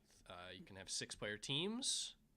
Is it region locked? Like I'm allowed as an EU player just to play in EU with EU players? Yes. Oh, okay. So okay. It's separated between EU and A. And that has advantages and disadvantages. I think there's a South American tournament as well. So okay. I don't know if the Australians will get enough players, but it's possible that there would be a Oceania, Southeast Asia type. That would be cool. Yeah. If there were teams interested, I think the DGL is basically interested in running a league and or tournaments for any region that is interested and wants to have that type of stuff. Also, we've been kicking the idea around of opening up like a semi-competitive ladder for so that people like interested in playing in a team who may be disillusioned by the serious sort of week-to-week nature and competition of a league can just play a few games here or there and get better. also just like a way to scrim other teams and have it be That like a little sounds bit more nice. serious. Something that we're probably gonna get running fairly shortly. I think Gems and I are working on that. Oh, that sounds cool. Is it gonna be split, like the teams which are known to be like veterans and like splitting the teams so the noobs or the newer guys play against each other and the veterans against each other, or is it gonna be mixed? Do you know anything about that? So there's discussion. There's a discussion channel. Anybody Uh-huh. can go weigh in on their thoughts. I personally think that the division system, as implemented in the old DGL league, Mm-hmm. was actually fairly destructive. I don't think it was really accomplished its goal. There were seasons where we would have really good teams that didn't play in Div 1, and then like the players got disinterested and left. Just left. And Yeah. then we had other times where we had teams that would have had really good matches versus each other, like split. Like the bottom of Div 1 was occasionally like there was occasionally teams that would have had really good games against the better teams from Div 2, and they were like split between divisions, either Div 2 or Div 3, and I think that was actually a bad thing. So I think we're leaning towards a different format, maybe some sort of Swiss pairing thing. There are other ways to run leagues, but no, the gym event is not over. That was just round 1. I should actually make sure I pay attention. I'm just waiting for the servers to be posted for the second round. All 3 games are over of the first round. Roy's team Alpha won 11-5 over Tarpin's team Delta. That was the game we watched. But then Dindo's team Bravo beat Vinny's team Echo 11-1, and Penguin's team Charlie beat Carrot's team Foxtrot. Carrot was the captain of that. 11-2. I don't really know. Is Carrot somebody that I should know that I don't know? I've never really heard about him. He's an initiate in the Discord, so that should be. Also, that was Marmite's team. Never mind. He is captain, isn't he? I think it was Marmite. Oh, okay. Because it's saying on his name, it's saying Pug event captain. Yeah, it does. But I have to assume that's Marmite's team. Anyway, whatever. Oh. There's a lot of new names going on. I don't know a lot of these guys. Yeah, there are a lot of new players, so I'm just gonna have to keep criticizing them until they get good. So I'm gonna read the chat. Roy saying, "How can he play? How could I play in the DGL league when the games?" Yeah, I mean that's a huge problem with allowing all the regions to play. Not only is it just huge pain to be playing like West Coast America versus EU is really hard. Both players having 100 ping to East Coast American servers like kind of stinks. But also scheduling games was a nightmare. Even normally, I mean, we always had to wait for S3 to like every season went like 2 or 3 weeks past when it should, because teams just couldn't schedule their games. So that's one of the there's a lot of reasons why it needs to be split between the different regions. I'm hoping that having a semi-competitive ladder will make it easier to get an EU league happening. It feels like there's a lot of teams kind of on the fringe, and we just need to get them hooked on team play. And a league is maybe a little bit too fast of commitment. Like having a ladder where you can schedule your own games and do other things, I think is a good way to kind of hook in some of those players who are interested, but maybe a little bit frightened by the commitment that a league requires.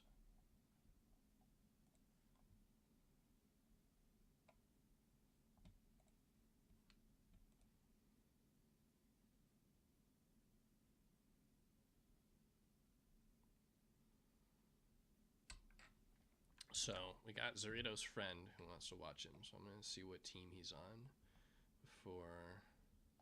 He's on Bravo, the team I called as a favorite. The favorites team? Okay, so yeah, in my opinion. I wanted to watch that team anyway, so probably check that out. Oh my. Do you have thoughts about tournament structure and things? That was one of the main chats going on in the DGL Discord. Did you ever play the old ESL tournament style? No, I never did. I couldn't actually make those events. It was basically people signing up, and there was a late sign in on Sundays, and as soon as you had enough teams or the amount of teams needed, they just scrambled the ladders, and then you had one knockout rounds, 2 ladders like the loser brackets and the winner brackets. So even after one lost, you were able still to win the tournament. And it was based like on knockout. You win one map, you go further, and you go down to the loser board. If you lose twice, you out of the tournament.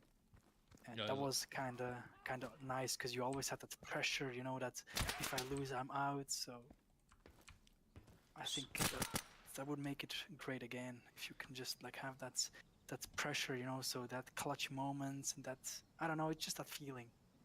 Well, yeah, so double elimination brackets is always a fairly good so we're actually live. That was Pistor on there. Gym 2 if you want, Nate.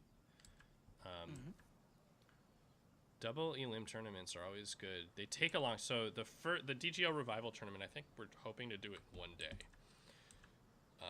I think that depends on how many teams sign up. I mean, if all of a sudden we had like 20 teams, it's fairly impossible to do a good tournament that many teams in one day. But the last World Cup was based to the same principle, like the same style. It was only 12. It was capped at 12. Oh no, the World Cup was. The World Cup, I mean, 2 days. It was knockout based, exactly. So you lose, you're kind of out. So you always had that pressure, you know. If you lose, you're just out. It doesn't matter which team. You always had to perform. It was not like, okay, yeah, just group stages. We can just take it easy. So I always thought that it would be really interesting to do a Swiss, like everybody in a Swiss bracket, and then cut it after, like, have a set number of rounds you play and cut it to like top 4 or top 5 or 6 or something, and then you can, based on the like win loss, you go to a spot where you have 2 undefeated teams, and then you do like a double elim tournament where some of the teams have already been in the losers bracket. Anyway, Kappas with 2 crossbit kills down the sidewalk. An arrow with the third kill onto Dindo. I missed it, but that was a headshot. Pretty screwed. Dorito almost running into that nade. Backs off there as Muggsy18 finally gets on B. He's alone though, as Ego Plantis the kill onto Dorito, flanking around in the shop. No, he should be pretty much dead now. Yeah, this is pretty hopeless. He's not even really looking at where he's gonna get shot from. Not even 1 kill on the security. No, that round was over before it began. They didn't smoke the barber cross, and they got punished pretty hard for it. Those first 2 kills coming down the sidewalk here. I didn't see where Kappas was. I don't know if he was up on this box. I think he might have just been up here, which shoot straight shot down the sidewalk. Watch him this round. A lot of people, a lot of teams play this different this map. What is the key, in your opinion, to win this map? What do you think is the most important thing to play? Do you have your own kind of theory, you know what I mean?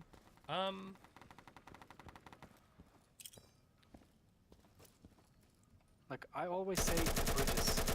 Yeah, no, I mean, the bridges are very important. It's a combination of things. This map is actually really interesting because I think there are many different viable strategies that work. I think the most important thing is that everybody is actually on the same page and is actually playing like all together with the same goal in mind. As Kappas gets that kill on a Kedrick trying to flank. Like this isolated A play by Fire, I don't think was very smart. It does force Dindo to rotate back in, but Dindo's probably just gonna get this kill. that was just a waste of a life. Insurgents just got a bunch of kills. Both rounds, they just out-fragged security so far, is how this game has played out. But, like, as Kappas kills Dindo, coming up the shop stairs again late. Muggsy in the same spot again, alone, 1v4 here. Yeah, so I think that, like, there are ways to play this map where you go for the enemy objective and then you play to defend yours and play the enemy objective. I think that that's a really interesting strategy you can do on a few maps. In this one in particular, I think it's viable, especially Insurgent side. I think you can take Alpha because of how aggressive players are. How did they still not see him? I don't know. He's playing the most common spot on the objective. Exactly. That he played it last round. Like, I don't know how they didn't check it.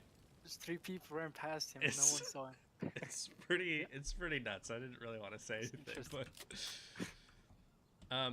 so typically so the bridges are absolutely super important. That's your Overwatch spot on B. Bravo objective is very cappable. You can play it and hide, and getting early cap pressure really limits what the other team can do. They have to devote a player to the objective, and you can really control the pace of the game, which is why getting on the objective early is typically a really good move. The other team can't just let you get that kill. Kappas in a different spot going for the cross pick. He actually gets it. There was a smoke there, but it was a little bit late to bloom. Half a second too late. Kappas also going to throw a nade towards blue bunker there. We'll see if he gets a kill. It doesn't seem to have landed. Dindo finally picking up one for security onto Arrow. But you can see Muggsy again, same spot. Yeah, Muggsy, same spot. Zorito in the shop. So I think that the way that players... Alright, so it's a fairly complex thought. So I'm going to stop shoutcasting for a minute. You guys can kind of see what's happening. Ooh, Zorito with a nice flank. Yeah, Fire alone on A again, going down. This round should have been Insurgents pretty handily, but they've let it slip away from them, and they're going to lose it. Anyway, so my thoughts on this map. Step 1, bridges are super important. The Bravo objective, very capturable. There's a lot of places to play it and stay alive for a long time, and that means that a lot of teams will get on the objective, and that's like a big part of the map. So bridges become super important because that's your best Overwatch position to try to kill the enemy team player, and if you have a really strong bridge play, you're gonna overwhelmingly win B most of the rounds. Step 2, bridges are very flankable. Insurgents get to come into Barbershop early, and security get to come into shop stairs early. So teams just do that every round, and that in my mind is what opens up the Alpha and Charlie play. Like, some weird flanks coming through. Oh my god, Kederick whiffing his shots on Roy really badly. Shot him in the leg. Roy finally going down. El Zorito is behind them on their street. Yeah, he just ran through A Skinny. Yep. He just ran past Fire basically, so easy flank on him. Yeah, Fire. I think the A play by Fire is really going to cost Insurgents in this game. It looks like he's doing something. He's getting on A. He's capping it up. But, like, security aren't even playing it very well. And they're still just going to kill him every round. And he like, let Zorito by to flank. They still did not figure out where he is on B. For some reason. Yeah, they really should. That's an adjustment. It's easy to make. Nice kill by Arrow. Headshot onto Zorito. But he's 1v2 here. There's a lot of ways to grenade. Like, it's actually really easy to kill this player in the bunker. He heard now the player above him. Gonna jump. Yeah, it's always frightening when you hear that player. Oh yeah. Very difficult to defend as well because you don't really know which side he's just gonna jump from. That's true. Dindo does get the kill in the end. 4 kills for Dindo that round.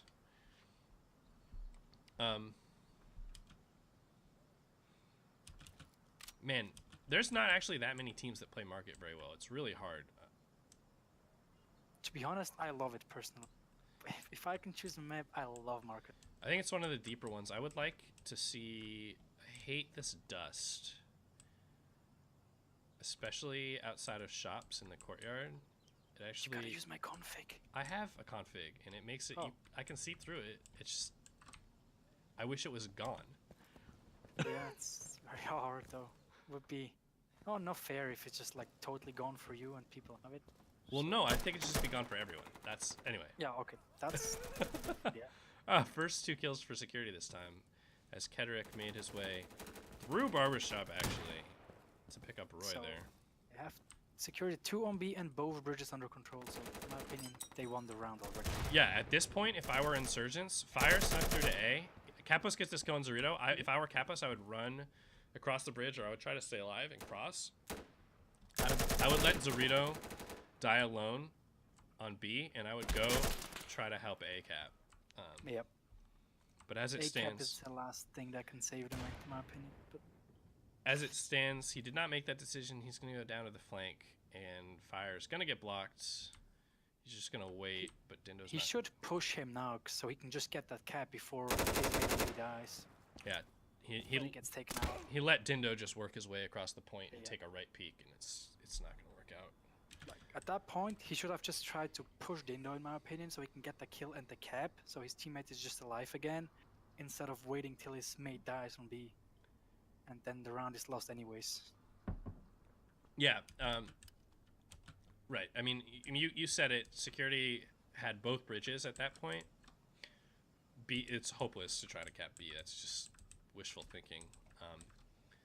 But A, so one of the things I love about Insurgents trying to cap Alpha is that if you have 2 people and they let you into the objective, like security's letting Fire in every round, there's a lot of spots in this courtyard that somebody can stay very hidden and completely cover 2 of the 3 entrances, and then your A player can get a really easy angle into the lumber position.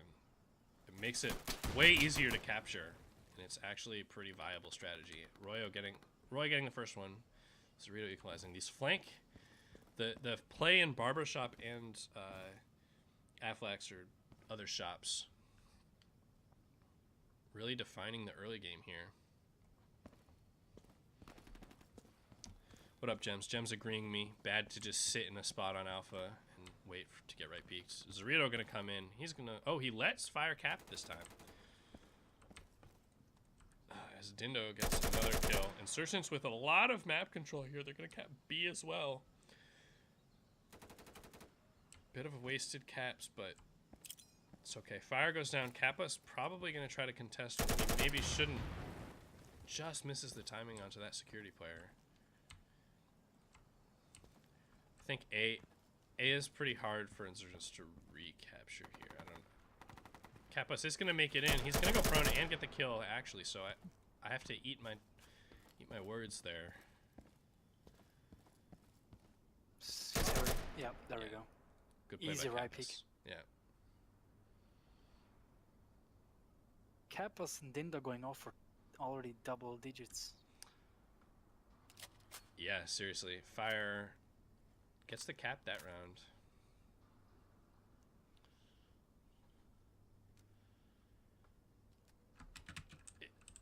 So this round is there's so many lanes, right? Like we've already talked about it. Step 1, you have a B player, so that's one guy. Step 2, you play the bridges, so that's a second guy. Step 3, you play the flank, that's a third guy, and if you're gonna play the flank, you need to defend your flank, so that's a fourth guy. Like you can't always rely. You probably want to defend your home objective or something else. Like it's hard if you're not super comfortable with your team, knowing where they're playing, what they're watching. It's pretty hard to play this map. As Zorito gets 2 flank kills, Samantha Jones with first kill, leaving just Roy on Barber flank and Kappas still basically in a spawn on the top of the objective. Roy's gonna pick up this first 1 kill here. Excuse me. So they almost getting out capped now. Just Yeah. a couple of seconds. Getting out capped is pretty embarrassing. I don't 5 think. Yeah, seconds. Kappas Yep, isn't gonna. it's gonna happen. They're screwed. Oh, Roy drops down on a B, but Muggsy in the same position he's in every round, gonna get that kill. Why did he not cap it? No, yeah, they did. They finally adjusted. Yeah. Ha! Would have been fun if he just let it there on 99%, steps into A and just get his Team back alive and wins the round. Right. So.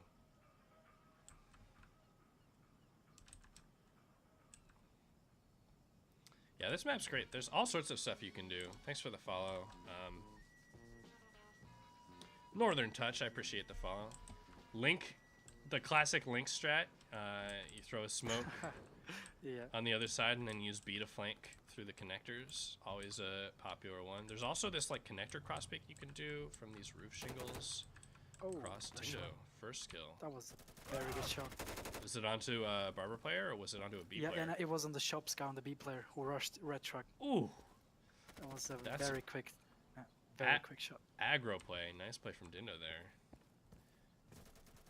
He's gonna get killed though by the Yeah. stairs. There we go. That's 50 Ego. Sterling. Oh. Zorito getting it. Oh, Muggsy with the trade. Same spot every round, getting the kill on an Ego. How I'm just asking myself, how did they not figure it out yet that he's every round just laying down below the bridge? I Yeah. just don't get it. That seems like a pretty big weakness. One of Yeah. the main ways that you need to adjust every round is to figure out what the other team's doing so that you know how to think about every round. Thanks for the follow. Newspark Films. Oh, Newspark. It's been a while, man. But yeah, no, you can see pretty much. This map is very hard, so you need kind of the players thinking out of the box, watching multiple lanes at the same time, the flanks, so you can like, because there's so many lanes as you already mentioned. So you need players watching multiple lanes, like think out of the box. good job from Sanity Arrow to avoid that early pick from Dindo this time as Ego and Kappas get kills. Muggsy finally going down. What a nice double spray from Zorito, though. Just given complete control of the bridge, jumps up, gets two players humping each other by Green Van, leaving just Roy alone, defending his own objective. As Bravo's capped, already up to 50%.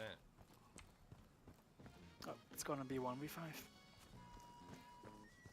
Yeah, he's not going to get to B in time. He's going to go up on the bridge, look for this player, but he needs to kill him instantly. I think a bad play by Zorito to get up and leave B. You don't have to do that. It's a really common mistake that people make. But he does get the objective cap. And now security need to just get to a safe spot and not move. I think these respawners have moved towards B and C. Nobody going to defend Alpha. Huge mistake, actually. Roy gonna run exactly there. He's gonna touch the objective, and now security have to move and react. They've kind of failed out of spawn here. Nice movement from Dindo to drop down. Fairly. Just needs to try to get as many as possible 1v1 situations. Yeah, he's gonna He's basically just gonna get 1v1.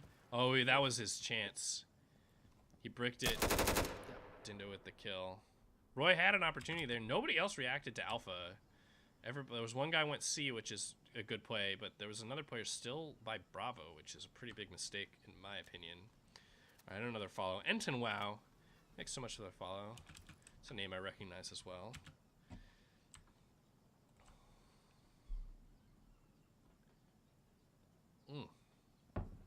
Water. All right, so we've got Fire still with the Galil and Heavy Armor. Or is that the light armor? I forget what the model. I think that's the heavy armor model at this point. I forget. Galil is actually super heavy. It has a huge amount of recoil. It's like pretty empirically terrible. You ever played it in a competitive game? The Galil? No. Yep. I've never played with the Galil lane. Alright, Sanity Arrow with the nice kill on Zorito, who had been causing a lot of havoc in the shops on the flank. Roy gonna get the kill on a Muggsy. Same spot every round, leaving just Dindo pretty quickly in a 1v4. So it seems like one team is just completely out fragging at the beginning of every round, and there's some. Oh no, huge mistake. Ego Plantis thinks that Dindo, for some reason, went in a barbershop. He's gonna drop down. If they just play the objectives, they can't lose. But instead, they're chasing the frag, which is gonna give Dindo a big chance. What a kill on the Arrow. Dindo is doing. This is over. He did it. He hears the last player too. Dindo hurt him as well. Yeah. Oh, what That's a slide. That's That timing. that by Ego. That play right there by Ego is the exact exact reason why you should never in a million years in any situation throw your life away chasing a frag. Yep. Like 4 players alive versus 3 is a huge difference. Every kill that Dindo gets is huge for him from his perspective. Monstrously increases his chances of winning that round. And there's no reason that Ego needs to drop off this bridge to try to get that kill. If Insurgents just get on B and just play the objective, then Dindo has to come to them, and they can just work very methodically for that kill and get it for free. Make it hard for him. Instead, they made it easy, and Dindo made him pay.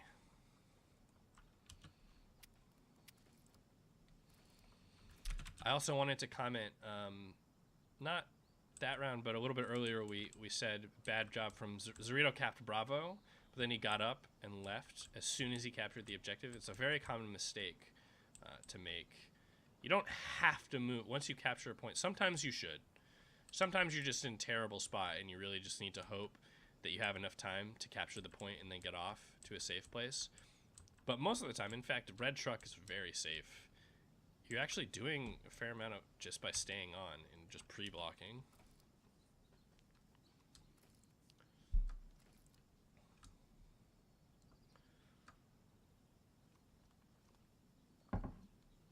Oh man, I need to go get some more water after this game.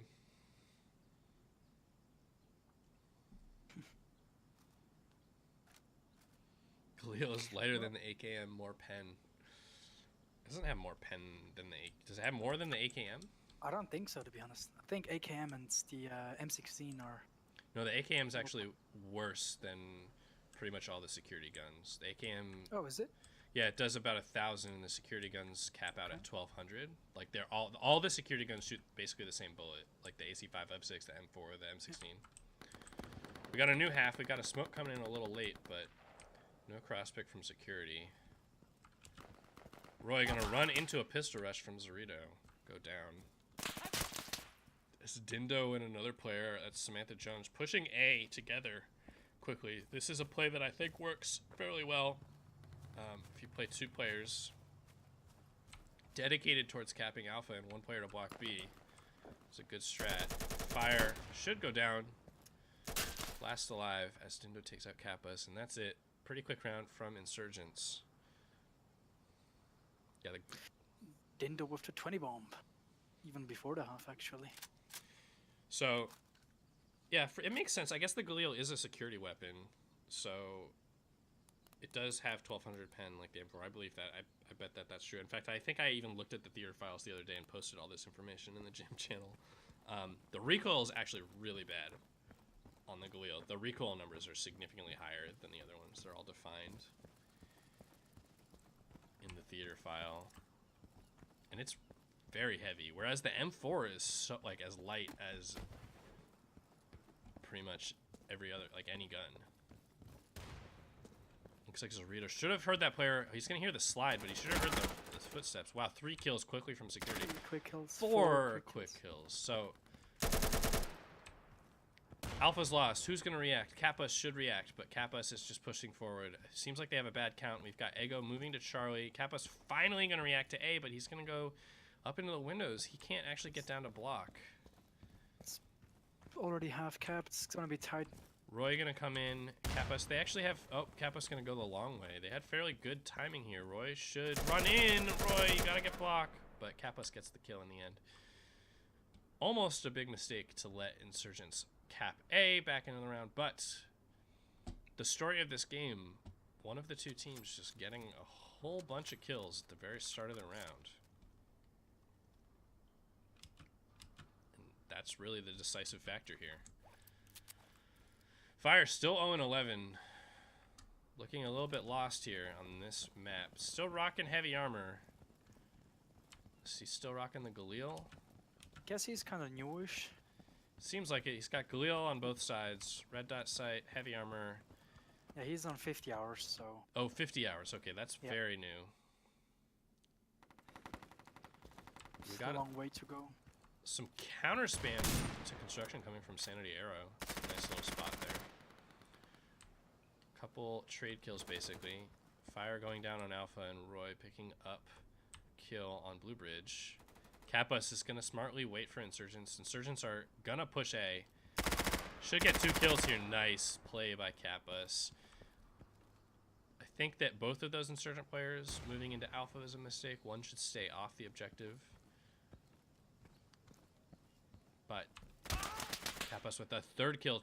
Insurgents just throwing themselves at Alpha, coming up with nothing. Well, they came up with fire, but Kappas making them pay pretty severely. Security are capping B, but they are pre-blocked here from Muggsy, who's getting gun blocked from the suppressor. Taking bullets. Team kill! Arrow! Team killing Kappas. Doesn't matter, Roy with the final kill. Could have been a pretty big mistake. 2 from security in a row. 8-5 here.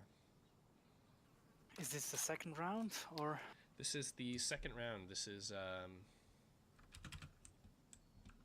the winner's match. So there are three teams won. Excuse me, voice crack a little bit. 3 teams won round 1. One of these are the two of the 3 teams that won. Another one, the other winner will be playing somebody who lost. So we'll either have, if we have 2 teams that are 2-0 at the end of this, they'll play each other. If not, we'll basically already have the winner. Yeah, Fire are gonna take that early fight from tracks to garage and not win it. Dindo with a kill and Ego with the snipe. Leave us in a 3v4 for security. Kappas makes it a 3v3. Good job to clean up Alpha after Fire goes down there. Zorito thinks that there's a sniper, so he's checking carefully the sniper bridge, but the sniper's actually dead. Zorito should get this kill onto the bunker player. He's going to get the timing as Arrow going prone. And they know where the last guy is. He just called him out. Yeah, Kappas has been called out. He thinks the player's Blue Bridge, but it's actually White Truck. He's going to pick up his gun after firing a couple bullets from that AK. He's going to go all the way back to Connector. Nobody's watching this way. We've got Zorito up on the bridge, Dindo by White Truck, but Kappas needs to get the kill or get the block immediately. He takes too long. Checks bunker, but Dindo's at White Truck, and that's going to be another round for Insurgents. 9-5, back on the winning train. Harmony 69, how do you get into comp? The best way is to, the gym Discord is where they're all organized. Stuff Shark with the link. It's also in the title and on the screen in the lower left. That is where we organize all of the pickup games. So competitive games are much like going to the playground and meeting a bunch of friends and playing like a game of basketball. You get 10 people, enough for one game. You pick captains, they pick teams, you play, and you repeat. But the best thing to do to sort of understand how it's different is there's some good materials. Gems TV has some good videos, and Enfiende has some very long but informative videos about strategy.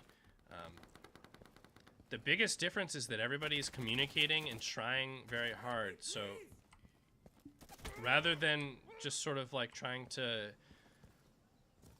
intuit, understand where enemy players are gonna be, most likely gonna be, round after round, you're actually trying to figure it out and trying to exploit weaknesses in the positioning of the other team round in, round out, which is something that you have to get used to. Doesn't exist in a public setting, and that's actually really where the addiction comes in for competitive. It's super interesting. Man, Stuff Shark with all the links. Appreciate it, Stuff Shark. So 6-9, that was security winning that one. Kedrick with the pistol rush. Left last alone. He's got the forward spawn again.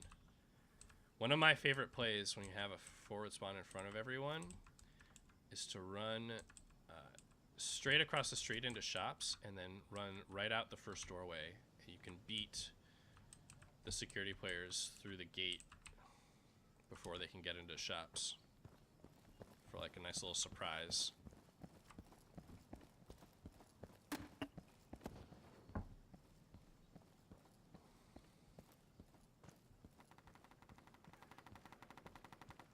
Yeah, spawn killing comes up, but That is really kind of like public. Oh, 2 quick kills. Kappa's gonna go down. Fire's gonna play in this corner that Kappa's got a bunch of kills from, but it looks like Zorito's gonna fight connector instead of go to A. This is the counter.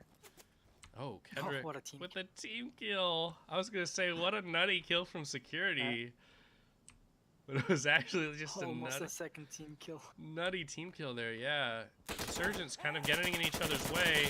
Kendrick shooting at the wrong spot. Ego Plant is proning out the right side of bunker. Ooh, Fire here's this player. He should go up the bridge and drop It's gonna down. be a drop kill. It should be. He's in great position. See it?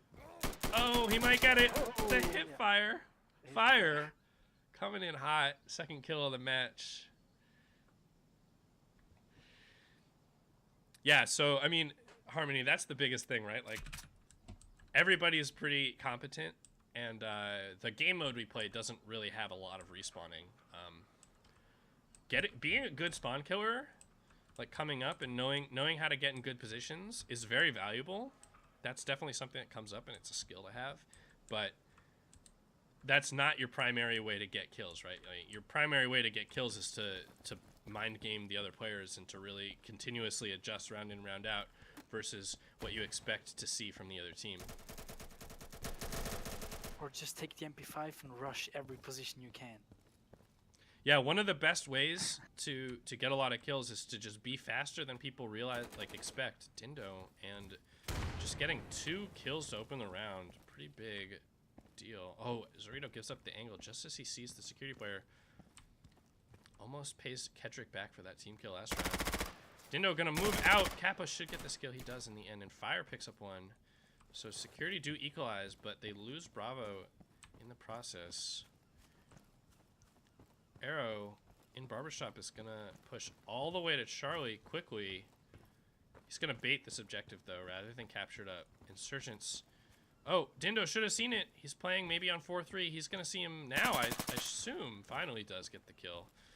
Kedrick picking up Catbus on a trade kill, leaving just Fire alone. 1v4 here. Sees a player jump. Here for this kill. It seems like Fire's lagging a little bit. It's very hard to play with the lag. I'm sure his team's yelling at him too. That's something. Oh! I guess he can't see into that dark corner. Kedrick gonna get that kill.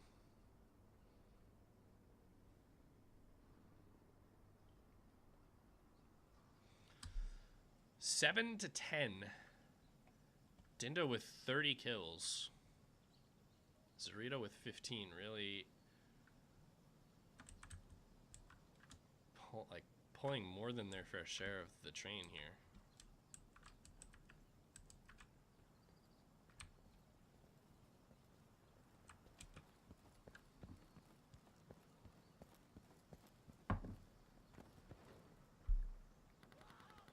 Kedrick with the sidewalk pick.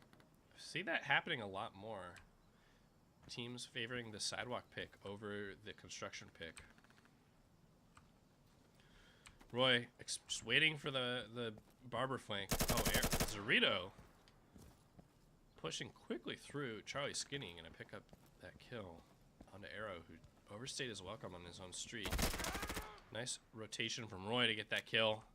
This Catbus picks up 1 as well. So Samantha Jones trying to lurk into Alpha.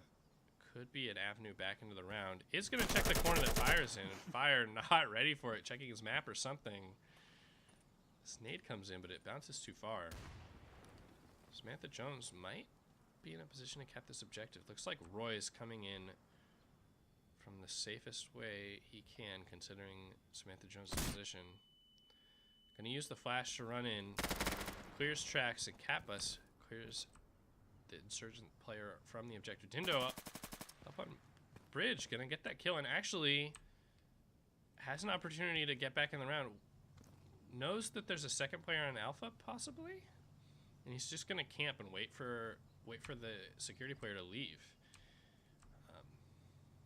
Pretty much the only safe way out is garage and go all around. Yeah, it looks like Roy's For gonna. Roy now. He picks lumber, and in fact, Dindo gave up an angle where he could see that in favor of a slightly different one. So Roy could actually escape, but Roy is gonna wait for Dindo. Both these players waiting for the other one to make a move. Dindo afraid that Roy could be in some extra places now. Not very confident play. I love these situations when the mind game's come on. No, Rex, I'm not going to cast in 4-3 stretched. Get out of here. 4-3 stretched. I hate, like... That's a CSGO comment, because every, like, pro, or almost, like, 90% of the professional players used to play 4-3 stretched. Yeah, but I would never broadcast a game in 4-3 stretched. It looks all messed up and janky. Like, come on. Yeah. Get out of here. All right, so what should we should have a fairly long conversation now, because... Yeah, it's gonna be a long waiting game. Man, they both choose the same... Oh, Roy doesn't see him. He didn't see. Okay, so I have a thought. Outlawed, the fucking legend of insurgency modding, really talented programmer, did make an overtime mod that we could use. I don't know how to convince people that it's the right thing to do, but Dindo does bait Bravo, and he's gonna go all the way back around. Roy's gonna take too long. If Roy just ran in and checked it, he would see Dindo's not there. Oh, he does. Dindo. Oh man, he gets the timing anyway. Dindo doesn't see him. What a ludicrous display. Gems with the fixed fire spike. Okay, so I'm gonna explain this. Modified overtime. So what would happen as if the round hits 0 seconds, like it did in this round? Roy is gonna flip Bravo. That's going to create an audio cue for Dindo. He knows that Roy touched B, and he's going to get it, but Dindo's just going to go into A. So, this is very ludicrous. He needs to react for it. He needs to react for it. Because if he caps, they have 2 objectives and win it. He's clearing some angles. Oh, he could have seen. He saw his head. Oh, he doesn't get the angle. Oh, man, he almost had it. Anyway, Dindo gets that kill in the end. That's 11-7. That's the game. Okay, so, let me explain this. We've got overtime. So here's how it works. Once the game hits 0 seconds, it creates an audio cue, and you get a 30-second countdown. And what that means is that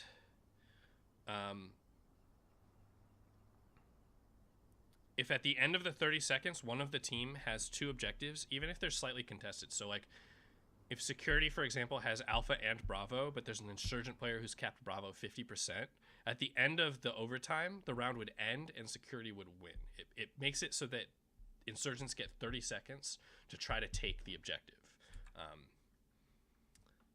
But in the event that nobody touches any objectives and nobody has capped Bravo, the round ends in a tie, which is something that used to happen. You used to have ties. In Firefight. Wasn't a big deal. I thought it was a really great way to deal with it. Anyway, that game's over. It looks like Bravo are going to be the teams to beat. They're in undefeated so far. Check in. Is there any winner so far, or do they have to play one last final game? There will be a final game, and you can get situations where you get like 4 teams that are 2-1 and 2 teams that are 0-3, and then it comes down to the tiebreak. Is there any way I can probably sub in for someone and play that finals? I think that would be very nice. It would be unfair. You're too good, man. No. Too OP. Rusty. I think one of the rules for substitution is that you have to get a player of equal skill, so I think okay. I think if you ever want to play, you're just gonna have to be there when it starts, so you get picked, because otherwise that condition could just never be met. Well, where's the server list? We want Charlie versus Delta here, Gym 1. This means you can't watch. Sorry.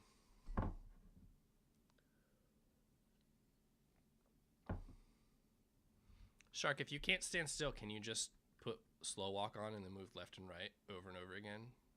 Like, it's the same thing, right? What happens, what do you do if somebody starts standing still? Do you just, like, Do they die? Does the plugin just like kill them or something? I think there's more like that would be actually fairly complicated. Dindo's the best competitive play. You got kind of played, Roy. I think you held well, I don't know. You actually, when you came out here by this gate, you ran out here.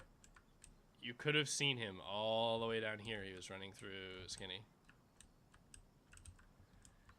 If you don't move, you get burned. What did El Zorito do wrong this game? There's a couple. You got up off an objective after you captured it when you didn't need to. Nothing major, though. Alright, so what do we got? We got a 6-4, so this is a new half for this game. Looks like Tarpin's team's winning, so they actually lost round 1. If they won this game, it would mean that Dindo's team was the only 2-0 team going into the 3rd round. Sultan swing. Pushed pretty far up B quickly. Not punished by anyone from security side. Danny G gonna get that first kill in shops. Ablu reloading, probably didn't need to. And Jolly Penguin picking up 2 kills. So 4v2 here. Klorak and Tarpin. The hard carry, well no, Torrent's doing pretty well this game, but pretty much everyone from Insurgents is on B. None of them in position to kill Tarpin. I don't think he can see the head of this player. He's gonna see it now. Doesn't actually quite see it. Setring with a nice kill onto Tarpin. And a B cap. Gonna leave Klorak making a lot of noise. He picks up Danny G. He's gonna try to move through Skinny. Look for a spawn kill here. He sees him. Misses the shot. Gives up his position though. Hey! Looks like we got Jolly Penguin turning around looking at it. So.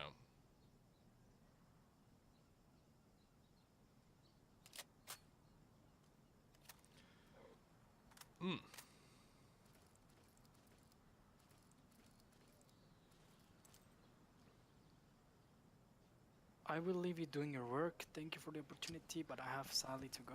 Yeah, no problem. Thanks for stopping in and chatting, making my job a little easier. Yeah, I don't think I'm the best streamer. That will never be. I'm more like the player. Yeah, but it's hard to just sit and talk to myself for. It is. It is. Like I believe that. I believe that. But there is players or people out there with maybe like streamer voices and maybe with probably not more knowledge, but like Cacophonics, for example. I love the way he's just that like trying to hype up. Yeah, I think guys like him could do a good job helping you out. Anyway, it's been real. Take it easy. See you, man. See ya. So, Bravo Cap, Sultan swing. Gonna respawn Ablu, make it a 5v2. Tarpin and Klorak again.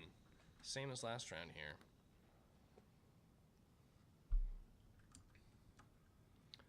I know my overlay isn't on with the teams and stuff. There's a bug in it and it keeps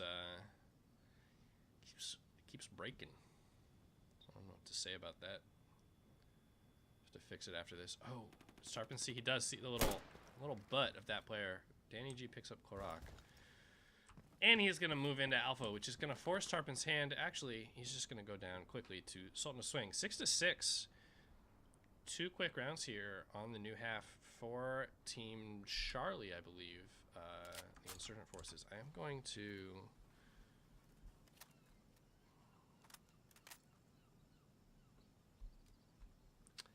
Man, I have to figure out why Node Modules has binary too. There's some sort of bug with my stack. Something I'm doing causing... Anyway. It's not Team Charlie. What are we at? We got Tarpin's team. He's Delta.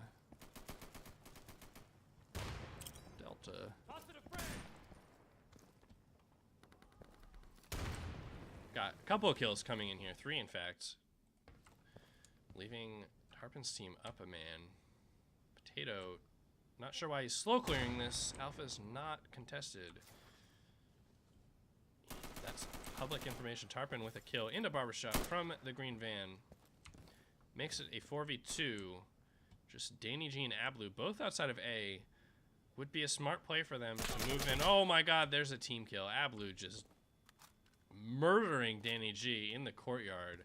Multiple bullets fired at him. He's going to pick up Potato as well, but go down quickly to Tarpon. Bit of a mistake there.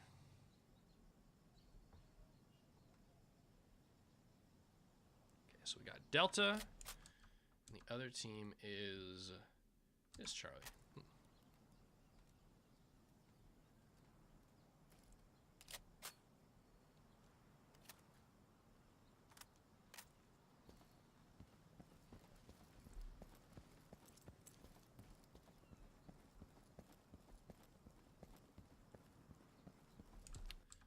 Fixing my overlay. I have to restart it every round. I do need to fix it. Yeah, pretty blatant team kill by Ablu that round. Pretty big mistake. They were in good position to capture A. Danny G with a nice kill. Potato coming in late to to Shops. Not sure if that was a wise move as Clorox. Wow, this player. Oh, we can see the gun barrel. Clorox gonna get that kill. Tarpon getting traded out by Jolly, and Jolly picking up a second kill from Bravo. He's gonna get this capture. Oh, there's somebody proning. It's a teammate. Okay. Looks like Clorox gonna go for a flank, and Torn's gonna try to cap C. I think Clorox. Oh, Clorox gonna get a spawn camp here. There's two players. He's way up in here. He's gonna get one. Oh no, he hits the leg. Doesn't actually get the kill, and he sees that player run into the. Oh, he's in a bit of a funny fight here. Ring around the rosy. Finally gonna hold the angle and pick up Ablu. Torn is blocked. This is very dumb from Jolly Penguin to go up and try to get that kill, but he gets away with it. Doesn't even care. That was really stupid.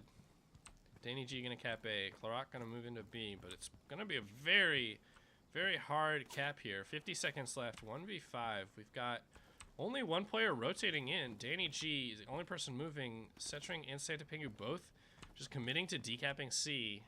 One of them definitely should leave and go try to help B. Clorox probably gonna pick up this kill. No, Danny G's gonna get it in the end. If Clorox had gotten that, it might have been a cap and an avenue back into the round for security. Thanks so much, McGoals Gaming. It's a cool name. So, just to be clear, Charlie has 2 floors, right? Torn, or who? Yeah, it was Torn up here, right? Torn knew that Jolly was coming because the stairway's not on the objective. So, Torn correctly predicted the angle, and if Jolly misses that shot at all, he's just giving Charlie to Torn and letting security win the round. He's basically just gambling that he's going to get that kill or they're going to lose the round. And at that point, it was a really stupid gamble to make because if he just sits lower Charlie, he doesn't, like, they just win. I'm not going to cast the finals at 10-24, 768 stretch. All right, Tarpon and Clorox get 2 kills and Danny G picks up Potato. Again, late pushing into Shops. Not sure really what he's thinking there. Interesting nade from Jolly Penguin onto Torn. Not sure what that was. Would be interested in finding out. But he's going to go down to Ice King. And Clorox picks up Setring. Meaning just Danny G versus 3. But they're all split up. Danny G going to pick this corner by the red truck. By A truck. And let's see. Tarpon. Okay, Tarpon's the only one who's going to respond. Perhaps Ice King's going to move in. It is wise when you're trying to defend an objective like Alpha here to go in together. You can bait one player. Looks like Danny G's going to get both, though. Great turn from Danny G. Hears them coming. Gets the kill. Clorox with the objective capture. And we have a new round. 5v5. 55 seconds left here. Clorox in good spawn camping position. So is Danny G. Looks like only one player, Sultan of Swing, going to come out on the beach, and he lags before he crosses the way. So Clorox gives up the angle, and he's going to get taken out by Jolly Penguin there. In construction. Nice kill from Tarpon. Security does have free reign of Charlie here. Setring, the only player in position to contest it. He is going to look. But he's got a Galil. It's tough. He just takes a bullet through the wall. Torn not getting the kill. Potato with one by Alpha. Ablu getting a kill. Potato with the trade. Tarpon picking up Setring. So a bunch of kills from Security right at the end. 8-7. Coming in. Retaking the lead.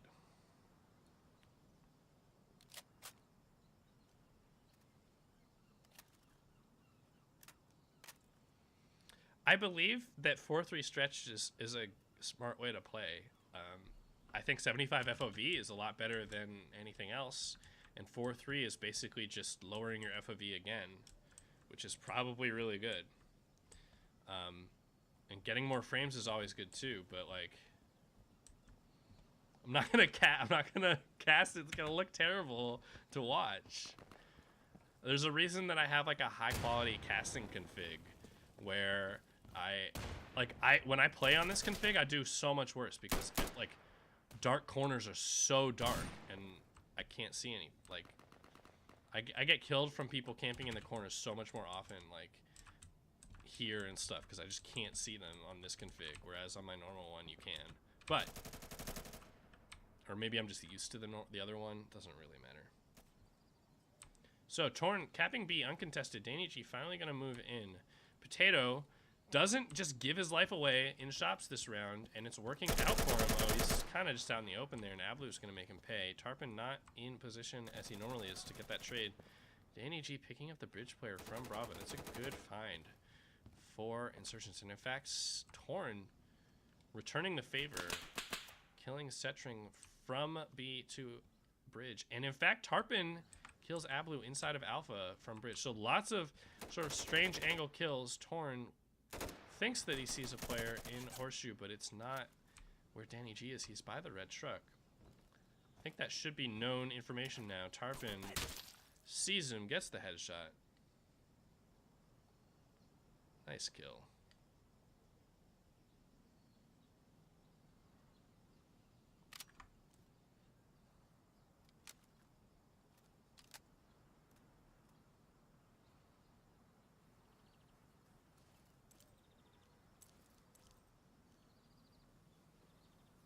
Oh, Shark. So you have to the high quality config. You have to run it at the main menu, and you have to run it like 4 times in a row. It like changes certain settings all at once, and the game like doesn't react to it very well, and the like video driver crashes or something. So if you're at the main menu, you run it multiple times in a row, it'll work. But otherwise, it's gonna crash your game. It's really janky. I don't know. Anyway, kind of a crazy round here. Korok just running through the middle of like everyone. He's gonna see the legs here. That's a guy, Korok. Oh, he doesn't recognize. Looks right at him. Thinks it's a dead guy. And Sultan Swing turns around. So, Korok blocking B.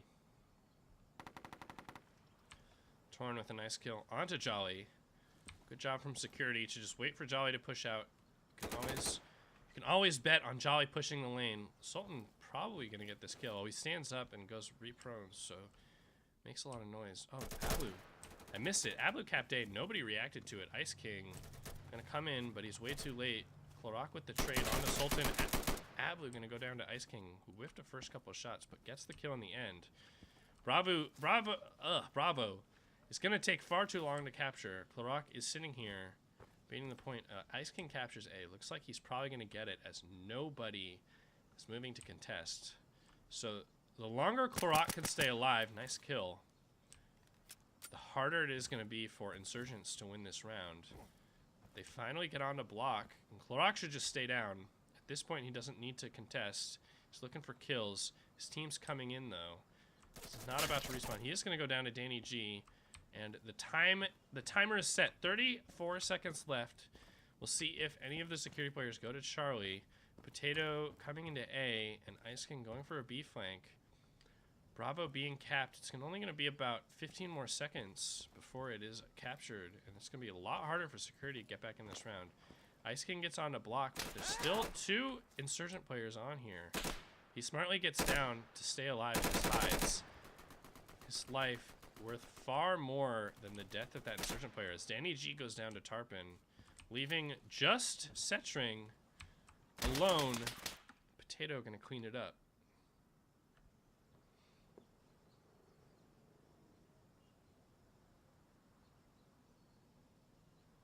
Yeah, I don't...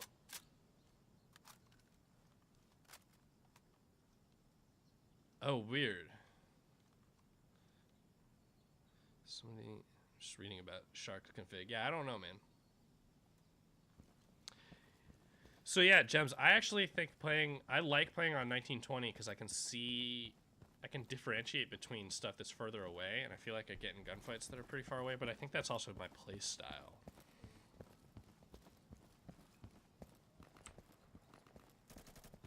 Anyway, Jolly Penguin with the first kill. I should be watching him. He is always good for some action early in the round.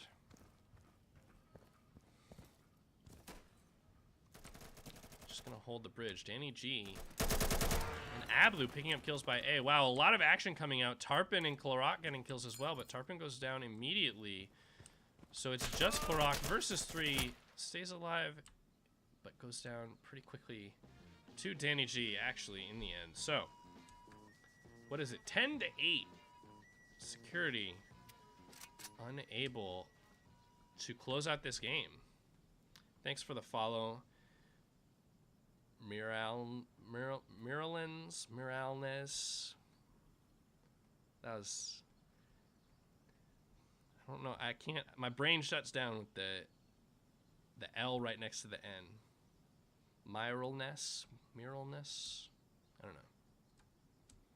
So we had a little bit of a pause there.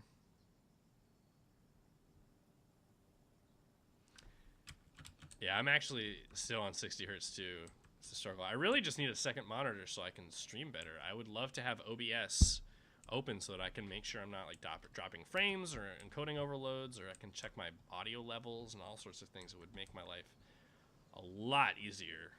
Instead, I have a laptop that I have open with the stream and the chat and stuff.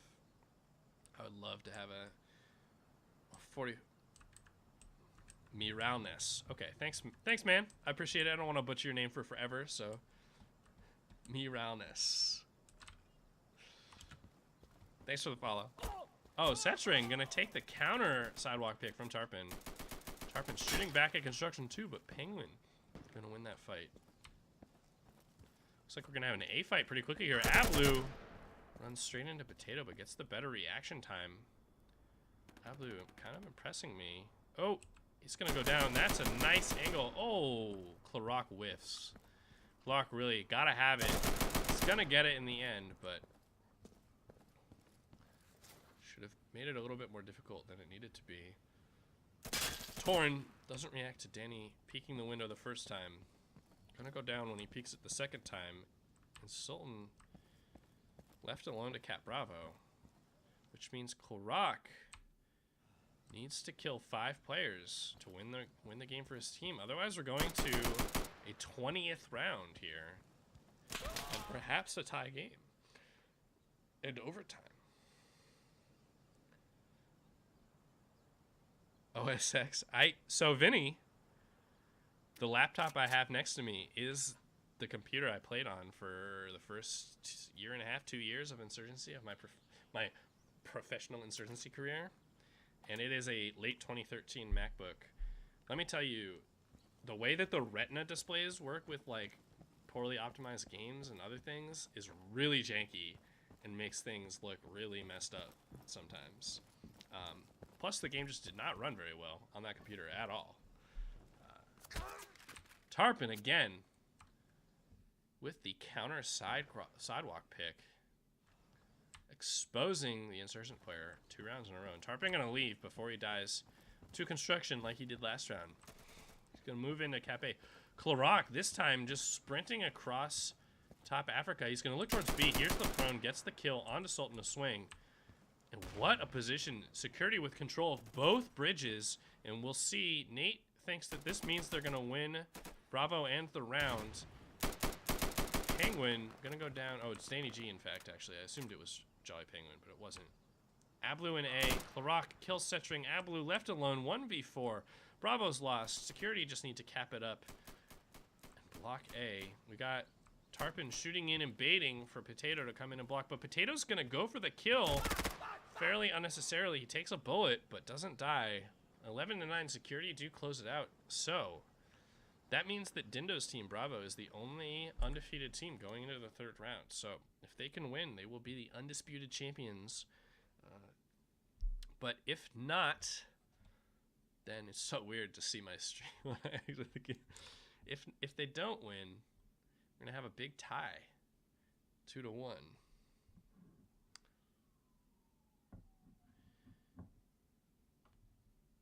All right, Freedom. That's just not. That's such a misleading statement.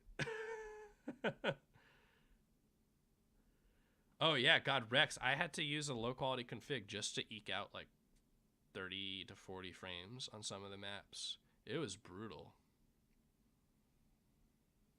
Plus, Max, you can't turn off mouse acceleration. I had to download some janky programs to turn off mouse acceleration. And then every time they upgraded the operating system, they would break the like anti-mouse acceleration programs, and then I'd have to wait like 3 months for somebody to write a new one. And they like crashed every now and then, so every now and then I would be playing and mouse acceleration would just turn back on, and it was extreme. Like I would go from like a really normal sensitivity to like, oh crap, if I move quickly it goes so far.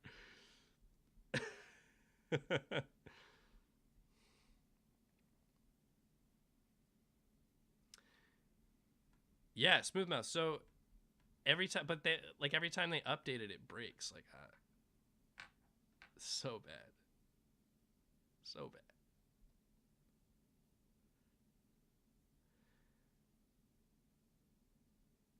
Oh, the gold medal. What on the landing page? This thing that's like your level or something. I don't know. I have like 2,200 hours in this game, so. 18,000 kills, 22, almost 23,000 objective caps. Yeah, Gems, I play with an Apple Puck mouse with acceleration on, raw input off. Just kidding. Yeah, the rank doesn't really mean anything.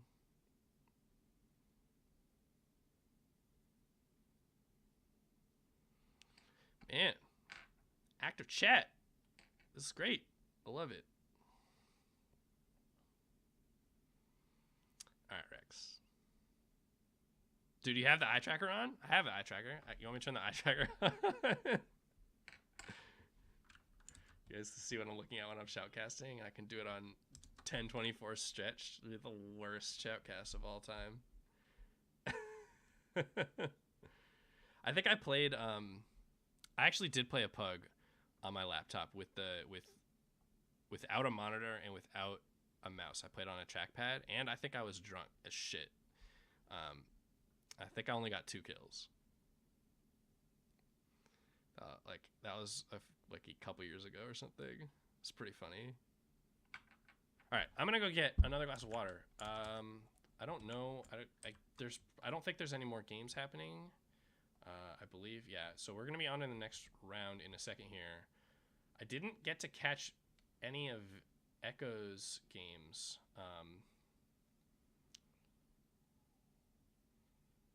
So here's the thing: we never got to watch Team Echo. They're 1-1 as well. So I feel bad about that, but there is like a winner's game. It would be between Dindo's team and Tarpon's team. We've seen both of those teams play twice now. Oh, no, we saw Dindo's team play once, but we've seen Tarpon's team play a lot. So,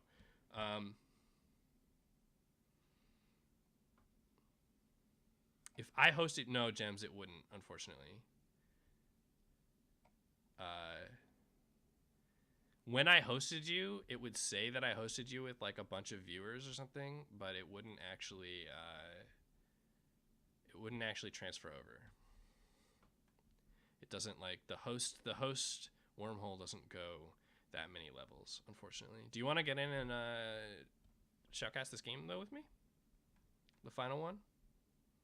Can you build a good PC with $300? You probably need twice that. Unfortunately. Yeah, you could get a used one. A used one is nice. You'll cast? Okay. You want to do it on your channel, or you get in here with me in the casting channel in the gym? Anyway,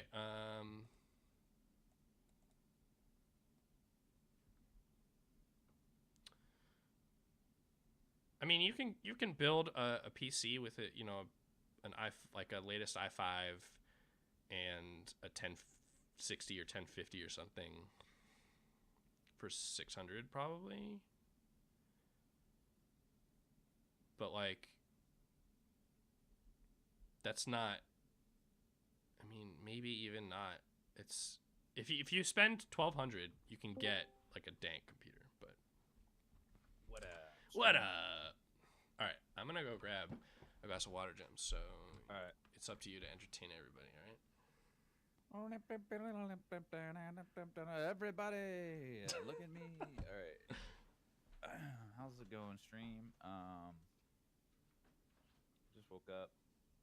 Watched that last match on Market. How's everybody feel about Market as a map?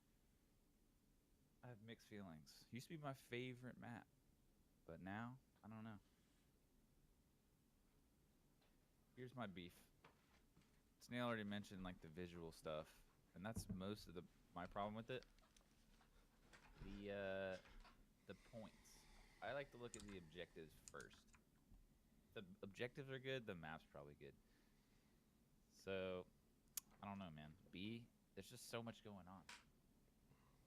And I think almost all the maps would just instantly be better by fixing the nades.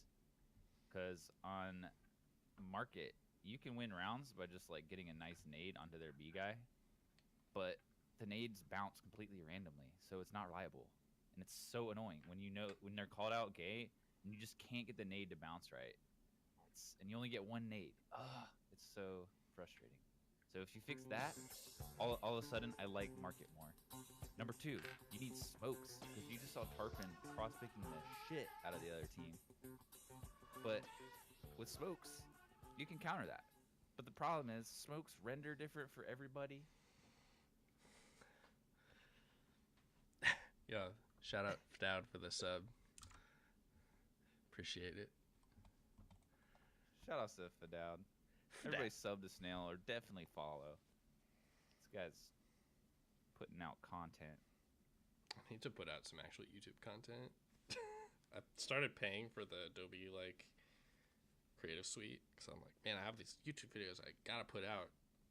Yeah. Educate the But masses, anyway. and I'm just like, oh shit, that's a lot of work. Well, maybe I'll have to finish the rest of my speech in our podcast, video podcast on Insurgency at some point, where we will talk about maps, strategy, state of Insurgency, competitive. Yeah, Sand maybe Storm, all that kind of stuff. Whatever you guys want to hear. Maybe we should figure out the details for our semi-competitive like ladder, and then Yes. do Yeah, the we thing. need to talk about that today after maybe. Yeah, we 'cause can do I that. have some options, but Okay. I want to run it by you.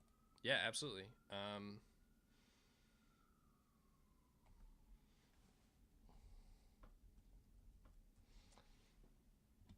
Word.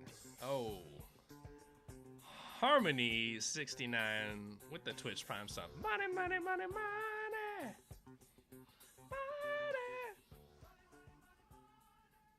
Snailed it's in the chat. Let's go. Hell Snailed yeah. it, Subtrain. Snail it, dude. That's insane. I love it. I actually do have to get up to the minimum so I can get a check and buy a monitor. No, it's Christmas time. The next thing after sweet. that is a like a headphone amp Just in that has a time. volume control so that I can get the levels right. Because right now I'm listening to everything so loud through my headphones because they're so sensitive. But I also think your stream is kind of quiet. it's very quiet But- because for if I have somebody in Discord to talk with me, the balance is like okay. Just your audio But- drivers and everything are just weird. Yeah, I have Windows only at like 30 or something. Interesting. But Oh, you're it's gonna have ham a on rye. 144 hertz. It's ham on rye, not harmony. Oh, I'm dumb. Ham on rye 69. Ham So on the rye. the ham and Subtrain. the rye are 69ing. I get it. It's nice. Cool. It's a good But yeah. sandwich. So you said you're getting a 144 hertz monitor in time for next year. Yeah, for next year. So Just in time. DJ. I really need a second one so I can like keep an eye on the audio levels in OBS and all that stuff. Like I just don't trust myself to do some of the like virtual audio things that I could do to make it reasonable, because I have to keep like alt tabbing to adjust, and it's just like I'm gonna forget, and I'm just gonna like be muted for a really long time without a second monitor where I can actually keep an eye on it. All right, so I think we got a server here. Probably watch Bravo versus Delta. Sorry to Vinny in advance. Hopefully his game goes long so we can check in on that. But I do want to catch the undefeated teams. Essentially, it's going to be Gym 2.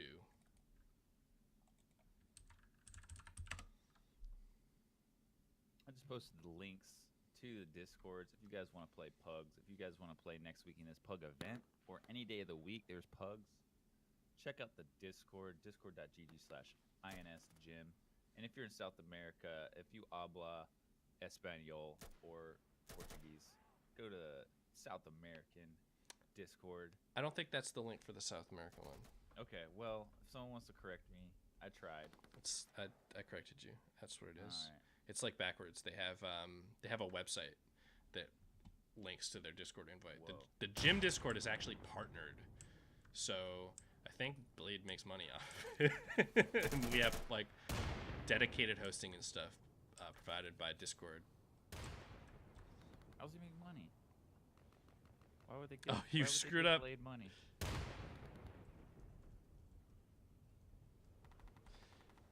I don't actually know that. I think you can get paid for partnering Discord. He probably doesn't actually make money off of it, but it is actually What's wrong with my link? really valuable. You didn't put a space. You started saying South America less than one space after the Discord link, so it added south to the end of the link. That's not what it looks like for me. My bad. All right, are we in a game? Yeah, we're waiting for the last player to join, and then we'll have the teams. I should set up the overlay. It's probably crashed. It hasn't crashed yet, so there we go. I've been adding a bunch of improvements to my overlay thing, but I keep not finishing them in time. So then I'm like running basically like beta software that's like got bugs in it and shit. Not the smoothest. So Bravo team. In classic insurgency fashion. Oh, it just crashed. Right when I tried to switch.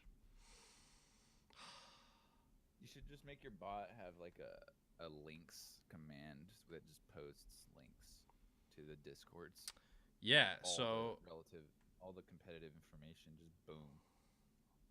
It is fairly ubiquitous on the channel. There's a link on the bottom left of the screen. There, like, of my actual Shoutcast stream. It's in the title. It's not actually. There's no panel Then underneath. people have to type. They're not gonna. They're not gonna do that. I do have a Twitch They don't spot. want to learn callouts. They're definitely not gonna want to type. I do have a whole Twitch spot I'm working with and all sorts of things. Yeah, well, Stark, at least you don't have Kisses' problem. Kisses moved and didn't even like change his computer, but when he set it up in his new place, like he can't open the server browser, and he can't open the console. And we're talking about like Kisses is smart and not the kind of person that would like not, the console's enabled, and like I went through with him a whole bunch of different things that people suggested, like some launch options and other things that might force it to work, but he can join games, but only if like by spamming join game off of like his friends list, and it doesn't even like work right away. It's just really fudged. And he even reinstalled Insurgency. It didn't. Yeah, like it's at the point where like, get a new hard drive. like, something's Super messed up. Oh, is Nate subbing in? Oh, God. Tarpon gets Nate to sub in. Might play huge spoiler to Bravo What? team. All right. This Who's... is rigged. All right, Get hold spam on. rigged in the chat. Yeah, that's actually really messed up. So who did we just watched Tarpon's game? That's instead of Ice King, he has Nate Dogg. Nate Beast. They So I, should get Pug champion asterisk if they win. if anyone's wondering how Tarpon got so many Pug Should we, like, champions, step in here? I don't know. Maybe Who are they subbing for? Because if that is in fact a rule, I kind of want to uphold the rules of like. it's full they're subbing sub. for Ice. There's two subs. Silver Surfer is subbing for Arrow, I believe, or was Arrow on the other team? I can't remember. But one of the two players they're subbing in was Ice King. It was Tarpon, Torn, and Potato. I remember being the three best players on Tarpon's team. Anyway, they're live. So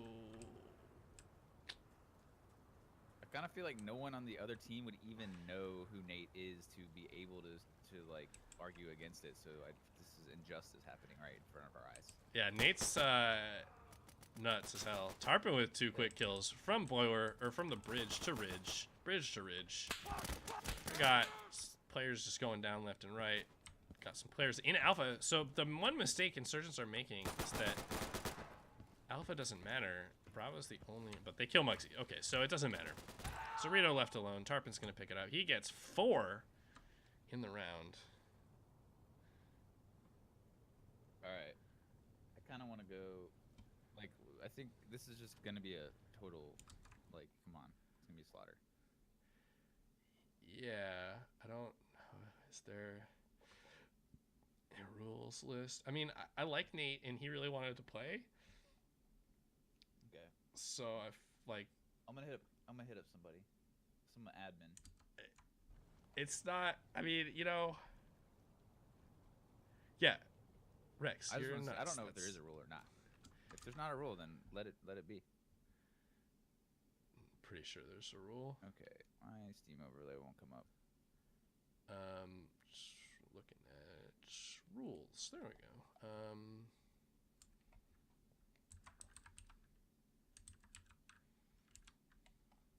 Where's the rules? Substitutes.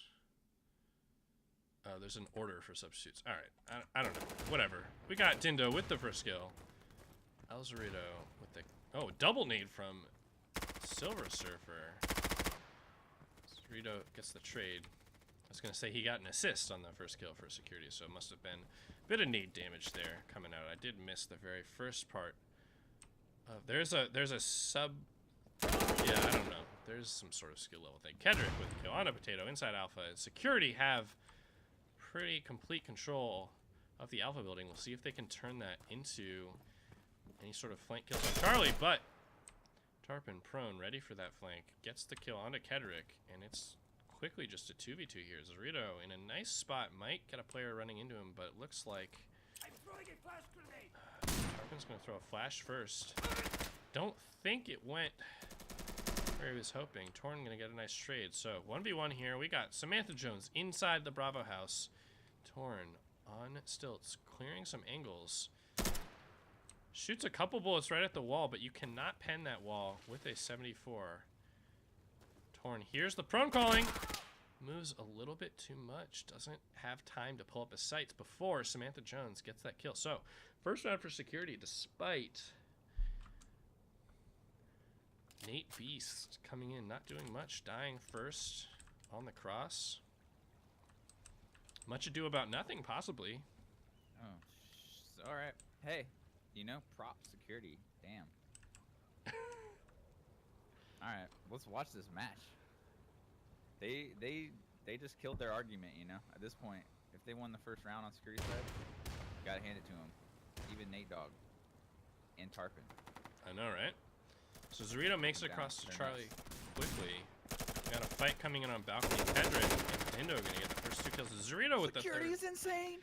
3 kills coming out really quick. 4 kills. Silver I take it Surfer. all back, you guys. I apologize to El Zerito, Dindo, Kederick, Samantha Jones, and Muggsy. You guys are nuts. You guys can probably beat any team in the world. Silver Surfer, pretty screwed. Gonna try to push into A, but there should be no way in the world he's gonna be able to cap this. It's super difficult. In fact, he's gonna look towards lower. No, he's gonna get back on. Creep this doorway. Security all reacting. They're gonna throw some nades. Look like this nade's gonna go in lower. Bit of miscommunication. Almost a team kill. Probably should have been a team kill. Not sure how the nade didn't kill Dindo there, but No players going down for security. Like, I was just alt-tab trying to figure out how to make this a fair match, and meanwhile, security is just totally making me look like a fool. yeah. Just completely dominating from security down the hill from the insurgents. What is going on? Let's see what happens here in this round. Is gem type approved yet, by the way? Probably not, man. They're taking forever. I wanted to use it with some sort of like head scratching when Kederick with the first kill. Security getting the nade kills even. All the map control.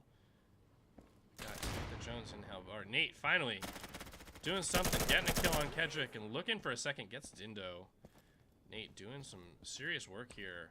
Not just controlling Alpha, but looking out towards Bravo. Not something you often see from your Alpha players. Samantha Jones, the kill onto Potato. Possible that they think that might have been Nate, since they don't know who's in Alpha, but Nate's still here, creeping around, looking for more kills. Muggsy back in the butt of the river. Samantha Jones creeping through Shrine. See if Tarpon, he looks pretty ready for this. Yeah, he's gonna get that. Oh, he just misses Samantha Jones. Lab Tarpon going for a nutty wall bang, but he's not gonna get it. Torn gonna pick up that kill, leaving just Muggsy versus Nate 3. with the longest bait on A I've ever seen. He's still just baiting. He could have capped it by now. But hey, you know. It doesn't much. trusts his team. Yeah, it doesn't much matter. Yeah, it works. It works. Just Worked. interesting.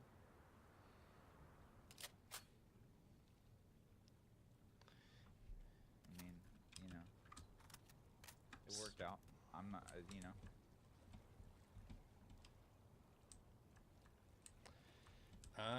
So what do you have any analysis thoughts so far? Or? I'll watch some of the nades here.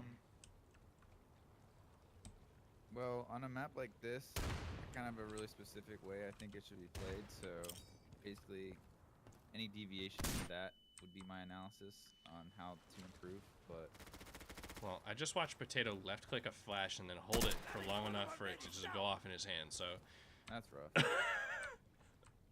sorry everybody for subjecting you to Potato's fail. Name. Yeah, security. They had Zorito like got deep into Shrine and totally screwed up. Multiple players from Insurgents just paused and had to deal with that. Meanwhile, they cleaned up inside of Alpha, and that's another round. Clean round 2. Decisive. Here's something definitely that Insurgents need to do. They need a ridge nade. They need better nades, because security's just getting a lot of early map control that should not be possible. They had two on ridge right there at the end of the round. But Yeah. they're also just, I mean, you got to give them props. They're hitting their shots. They're looking in the right spots. They're taking down some really good players. So, I don't know, man. They're just playing really well right now as a team. Yeah, really, only just one nade coming out, and Tarpon's whiffing it pretty bad. Dindo gonna get the first kill on a cross-pick to Tarpon, and Kedrick cleaning up Potato on balcony. So, early control for security again. Kedrick just pushing through, killing Torn. Insurgents just totally screwed. They're both so far back with no control of Charlie side, Alpha side, or Bravo at all. Nate Beast alone. Looking towards Candles and Kedrick with another kill. It's just so... Kedrick through A just making it rough. Yeah, so it looks like Tarpon's the only person on security or Insurgents throwing any nades, and like that's one of their big advantages, right? They start with a height advantage, and they can get nades further. So like he's even whiffing it. Like his nade landed in terrace, and the other time it bounced off the chimney and like pretty harmlessly. Like We need a ridge nade or a flash or like some other nades, a cross pick, just some sort of like. If Tarpon gets the cross pick or the cross nade this time, and Nate with a quick kill onto Kedrick. So this one starting well for Insurgents, but Dindo from Charlie Rock gonna get the trade onto Nate. Torn, Big kill. Yeah, missing. A is now open. That's gonna force security in the 2v4 now to really have to scramble. There's a quick rotate here from Muggsy, but he's gonna push too far. Didn't need to actually chase that kill. Torn gonna have a lot of time to cap A, and Tarpon gonna get Dindo through the edge of the tin. Nice kill from Tarpon at the end. Yeah, I think Samantha Jones and Muggsy both kind of pushed a little bit too far. Samantha Jones, when Kedrick died, is last man up to defend A, and he or she was in hell. Peeked out before Insurgents went in and touched A. You're in a good position to go for the flank after they get on the objective, but only if... Here comes the originator. Yeah, Wow. a little bit more early. Openings on to Tarpon as well. Dindo playing really well. Just security as a whole, just really impressing me right now. You have to watch Dindo's Kendrick cross-pick next behind time. the A players, takes out one. Yeah. Torn getting through hell here, so he's going to try to flank A from Ridge, but he's looking the wrong way. He's going to go down to Muggsy. And Kedrick with the pistol. Accidental slide doesn't matter. Potato goes down. Yeah, security, Insurgents aren't slowing. They're not using any utility to slow security down at the start, and security are just pushing and taking the whole Like, map. So aggressive. Just early. They're just taking the map as fast as they can, and Insurgents aren't ready for it, nor are they slowing them down in any way. You really need to make security afraid. A cross pick or some nades. Just that's a nice cross pick angle from Dindo. He's afraid of the nade. Rightly so. He sees it coming in. We had a few more nades there, but Kedrick with the ridge rush with the pistol behind A again. This time Tarpon and Torn pretty far up. Oh, he's gonna go through hell. Is gonna get one kill there. Nate, meanwhile, picking up Zorito. He's gonna bait A again. We'll see if this works out for him. Kedrick running around. He's making a lot of noise. Nate's gonna get that kill. The A bait works. Muggsy's a little bit afraid to kick in. Could have had it. That's a pre-fire right there, Muggsy. Good Doesn't try. get it. Good timing there. Good time to peek. He definitely could have killed Nate there if he just clicked preemptively with the pre-fire. It's really common about 2 seconds or a second after you hear them get on A that they push down to lower, because some people for some reason like to play in lower, or at least go down and clear it right away. So if you just hear them get on A, wait 1 second, and then just lean pre-fire right up that stair. If they're there, you get that kill. But Gems, some hot advice here, A players. Anyway, seems like Insurgents finally did get a lot further up and try to take the map away more quickly. Seems like that worked out for them. Kedrick got the quick ridge flank, but didn't really get much out of it. He had to run all the way back through Alpha, through hell, out onto Ridge to get a kill, and he could have just done that by playing passively. Anyway, it's still a 5-3 game. Potato with the Snowman, 0-8, just in time for snow in New York. I'm gonna watch Zorito here. He's just running quickly. Charlie, no fear of the cross nade. Oh, Kedrick again. He's coming with a flank. Nate picks up Dindo this time, and Torn gets Samantha Jones. I think it's a coordination failure there from security, but Zorito and Kedrick do chime in for kills, and Zorito is gonna put himself onto Charlie. Kedrick gonna pick up Nate. Sliding hip fire. Oh, and Zorito picks up Tarpon. Huge plays down. Zorito playing great too. Down to just Sanity Silver Surfer. He's looking through the card, but Wow. Zorito gets the better of him. I think we have a team stack here on security. All Yeah. these up-and-comers, man. These guys are now, they have my attention. El Zorito, Kitterick, Dindo, Samantha Jones, Muggsy playing together really well. It's playing super aggressive, but you see, I don't think the way they're playing is necessarily unbeatable. I just think Insurgents need to dedicate a couple people to just watch these ridiculously greedy pushes. Just sit back a little bit. Just wait for them, all right? Yeah, I'm surprised Tarpon isn't playing into Shrine. He's electing to try to control B and Ridge, but nobody from security is really playing B. That's not really how they're losing. He's looking at these nerdy angles towards Hell and towards Ridge and stuff before he gets up into Shrine. I think if he just got up quickly, he could punish Zorito and some other players. Looks like Insurgents just getting the majority of the kills early on here. Nate's going to get this kill into A. That's a right peek there on a Muggsy. Yeah, And he's going to do that hear... for Muggsy. Man, the security player just ran right by him. Samantha Jones goes Milking down. the A point for 3 kills. Ooh, Zindo, picks up. great move. Dindo has really good movement, man. It's pretty nuts. He takes a bullet to the leg, but he stays alive here. Kills Tarpon, starts to cap C. He's looking under the cars. Good spot to cap from. It's a fairly safe spot. Torn, trying to see under the car himself. He's going to sneak in and block this objective. See what Dindo does. He's just going to play it patiently. Hits this player multiple times, but he runs out of ammo, and there are 2.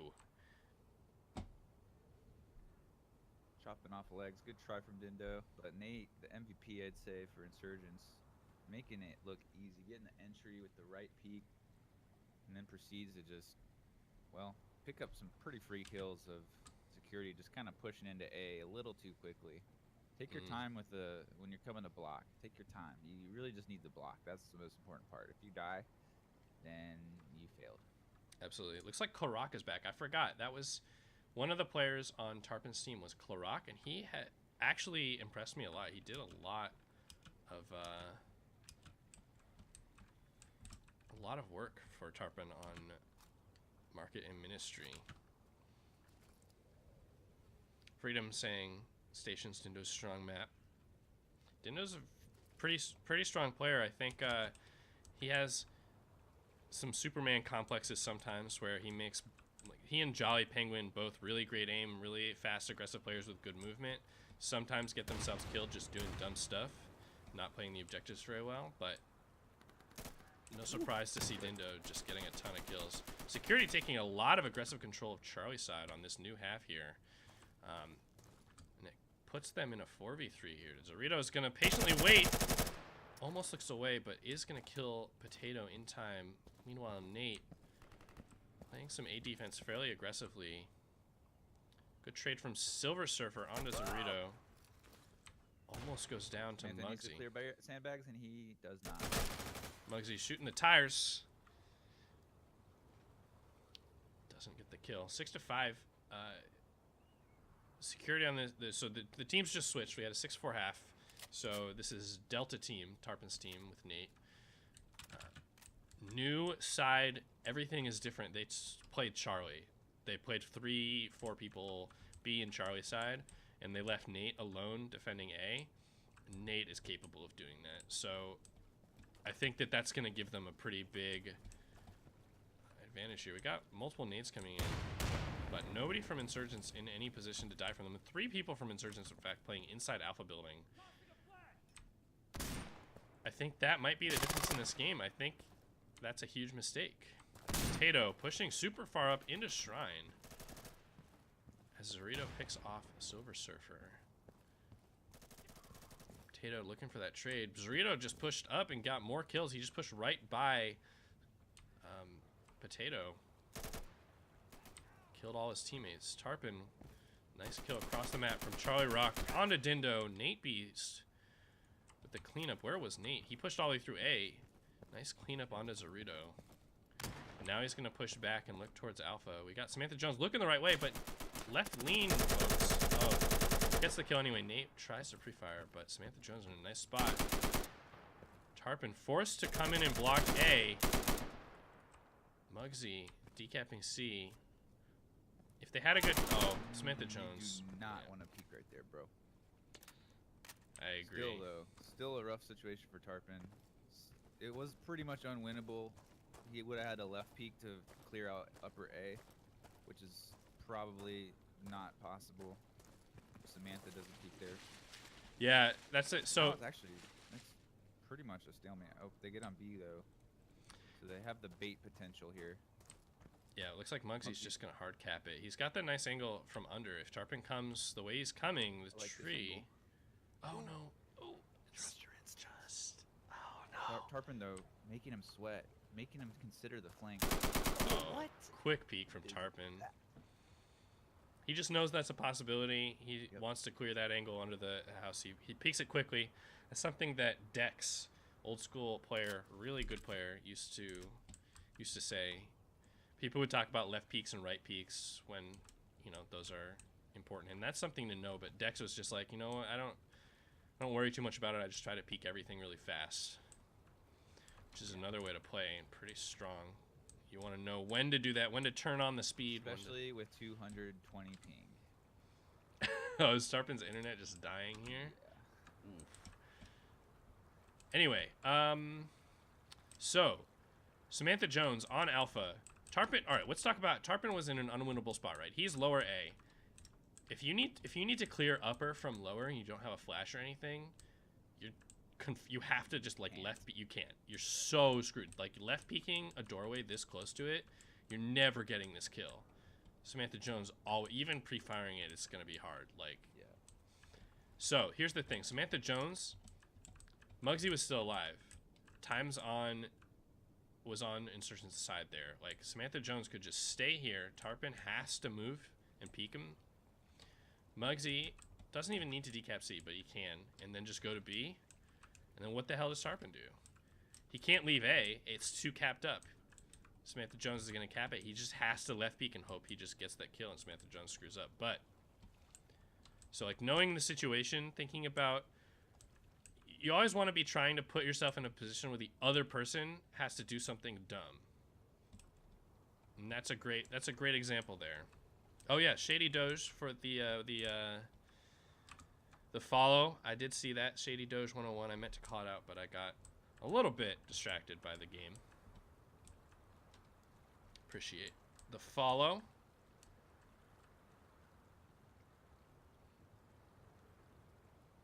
Okay, yeah, so the gym, it's like going, here's how I like to explain pickup games and competitive firefight at the gym. So you have an idea of what to expect. It's like going to the gym or the YMCA or something and like meeting a bunch of people to play a pickup game of basketball, right? Like it's organized, you have teams, it's not like you just join a random server and like you're just playing against people or like you're trying really hard, right? Like you get 10 people in a game.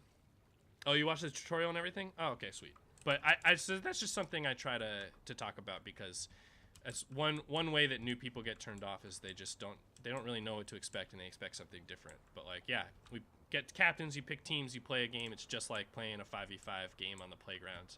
When it's done, you go back, you rinse and repeat. So this is an event we do every Saturday. This is the last round, but we do 3, like you pick teams and then you play 3 rounds with your team. So there will be normal pugs as soon as this round is over. We got some pre-nades coming out. No kills. We got instead a cross-pick Dindo on the blower roof. Cross-picks. Zarito pushing quickly through A, but he's going to get taken out from Tarpon. C-Rock. Dindo with a nice trade. Yeah. Great equalizer from Dindo. Muggsy. Oh, probably should have gotten that kill. Dindo going to get it in the end. Auto potato. Nate. Right peeking into Samantha Jones there. Made the 1v2. He's called out though. Oh, he's looking the right way. Ooh. Smart job. Nate realizes that Dindo probably saw that as well. He's just going to reposition. Dindo's just going to be patient here. Not entirely sure that Insurgents have a good count. How many are alive? I think if they knew Nate was the last one, as soon as his position's known and he's called out. Uh-oh. Uh-oh.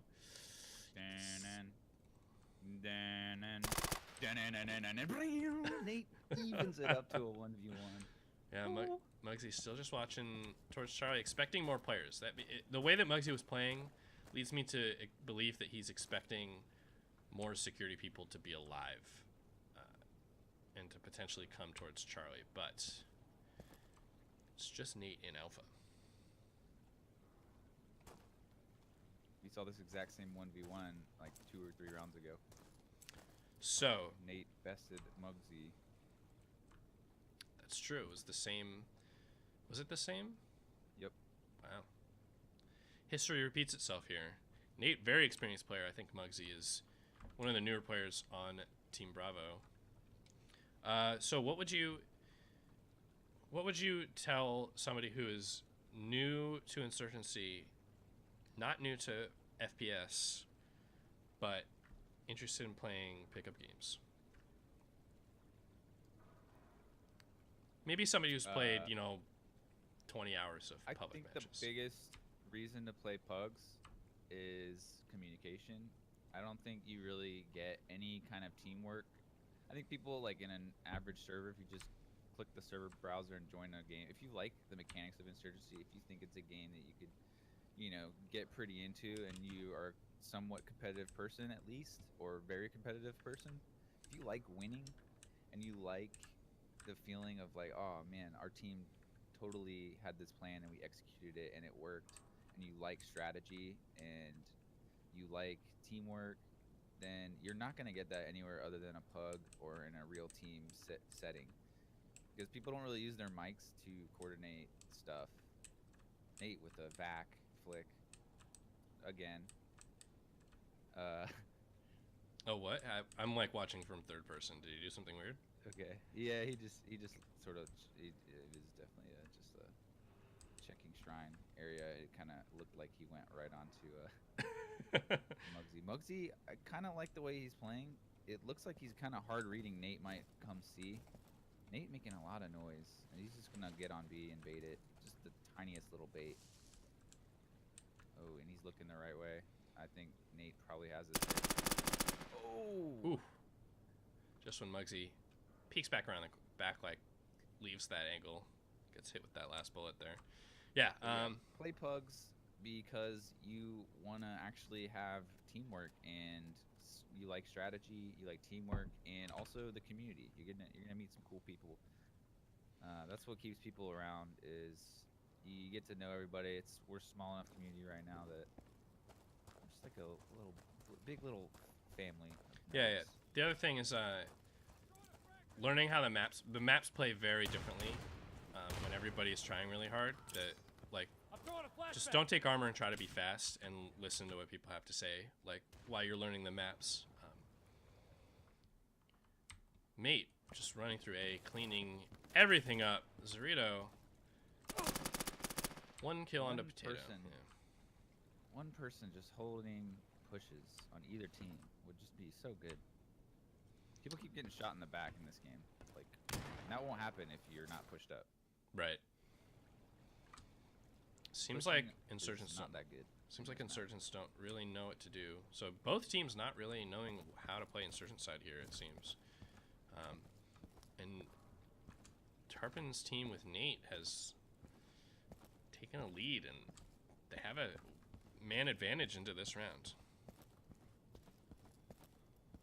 If you played COD, play this game like COD. Like if you ever played COD 4. Like if you ever played any pro mod COD 4 or any of that type of stuff. Nate gonna clear that same angle he killed Dindo at earlier. Torn and Muggsy about to butt heads here in Shrine. I think Torn has the read here and the right peak. Muggsy doesn't even see him. That's how brutal the right peak is. Also, Muggsy's closer to the corner than Torn is. Geometry does play a factor. Definitely. So, for anyone who's curious what we mean by right peak versus left peak, this is something you really should know. The way the player model, the camera is in the middle of the face, right? But on the player's right side of the body, it's just like this elbow and a little bit of the leg, whereas the left side, like their head just hangs off to the right side of their body. So when you're leaning around the corner, especially when you're aimed down sight, the player model just exposes so much less of your body when you're going around the corner to the right than when you're coming to the left. So Nate with a different push this time, gonna take out Zorito, just pushes straight past Seawall, quickly into Shrine. Muggsy picking up Potato on Seawall. Samantha Jones gonna maybe come in here. C is baited a tiny bit, so it looks like Insurgents are afraid of that. Nate really just baiting points left and right this entire game. He knows it's been decapped.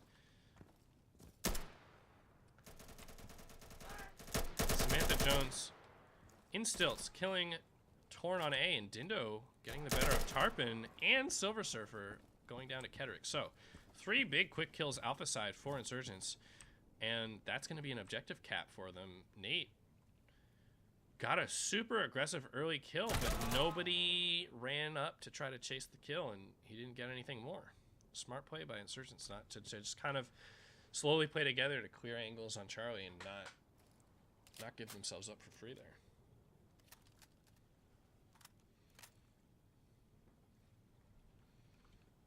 Yeah. Word, it's Shady Doge. It definitely sounds. You should give this a try. This is fun. This game's great with coordination and communication. It's wonderful.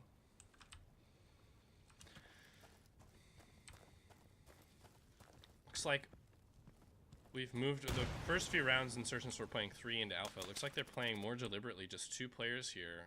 Kedrick on balcony, trying to throw a nade, kind of fails it.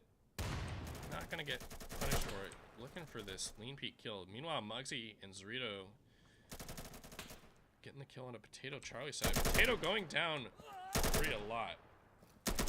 Meanwhile, Torn gonna get a kill on Samantha Jones. Nate, right peek onto Kedrick, who was trying to adjust his prone.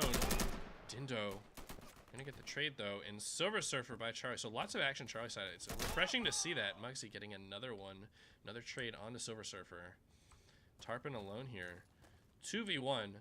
So often we see too many teams play inside alpha building. I think the fact that teams aren't throwing lots of grenades and such. Man, Tarpon, nice kill on to Dindo. Dindo should just cap A. In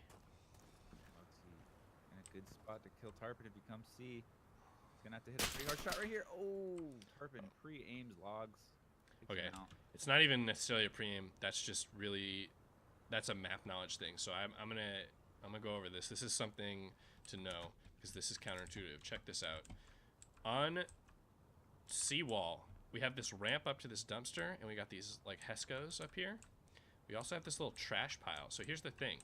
If you go up the ramp onto the dumpster and you jump up, you're gonna jump way higher than you need to, and you're not gonna be able to shoot until you come down and land.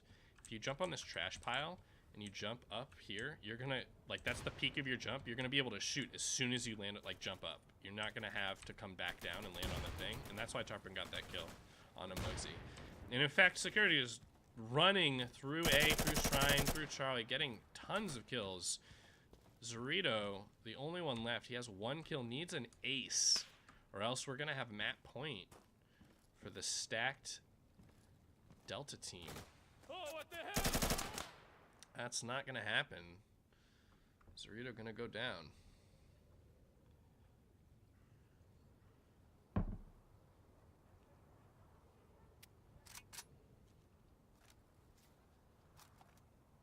I didn't know that, Snail. You just blew my mind. You didn't know that? Oh man, that's huge. That's one of those like so huge, dude. yeah. That's one of those weird little nerdy things that you just gotta know. Unfortunately. Yeah, this game's all knowledge based. Like, Ooh, we got a flash push Charlie side. Nice kill by Zorito. Is he gonna get the second one? does he wrap in there? Oh, do it. Nope, he's just gonna push through. That's still good. Ah, Surfer's gonna get it. Dindo gonna trade on a Tarpon though. Oh, Nate punishing Kedrick for the whiff.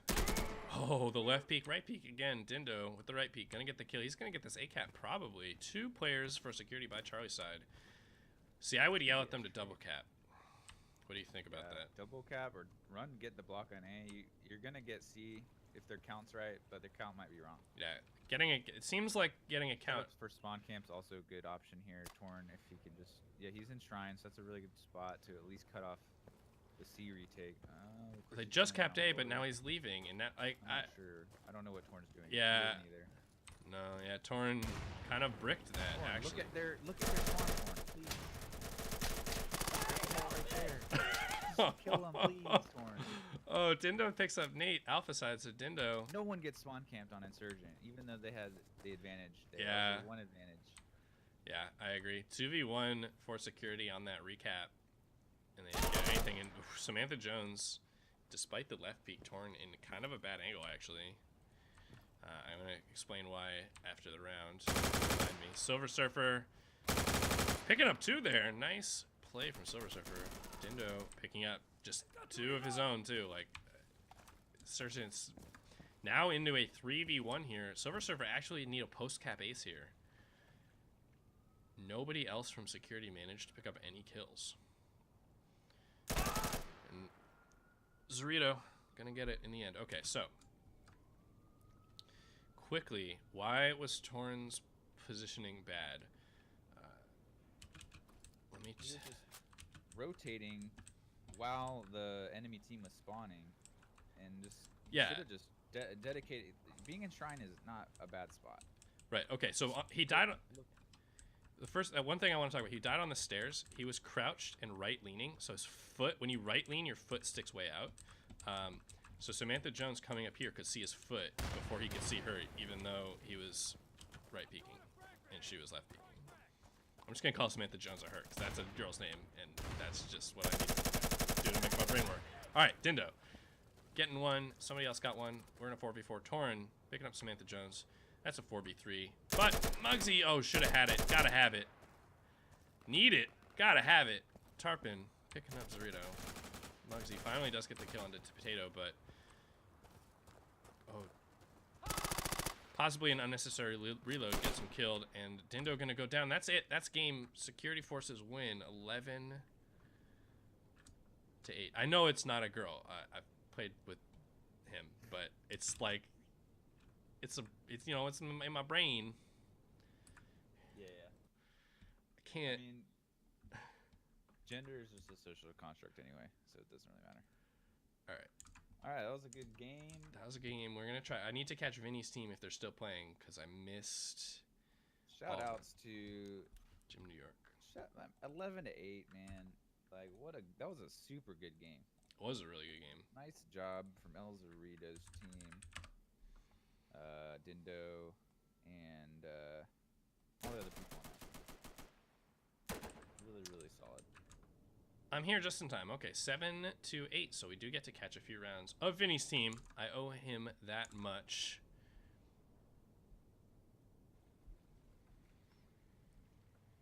Let me get these teams. We got Echo and Charlie, I believe, here. I think Tarpon's team's actually going to win that event on the tiebreak. Ooh, I just had an idea. So, El Zorito, if you want to record a demo of you playing a PUG, send it to me and Snail. We can do a demo review on stream. Oh yeah, that'd be cool. I'd be willing to do. I'd do that too. If you're trying to get better, that'd probably be like that is such a nice offer from us. But for the content, we would do it for free. Yeah, I'll do that for anyone. Send me Snail demos, and we will do demo reviews if we feel like it. Yeah, absolutely. That's good content for the. Okay, so Vinny with the kill onto Danny G, and some other stuff happened. We're in a 4v2, 3v2, 3v1. Vinny with a trade.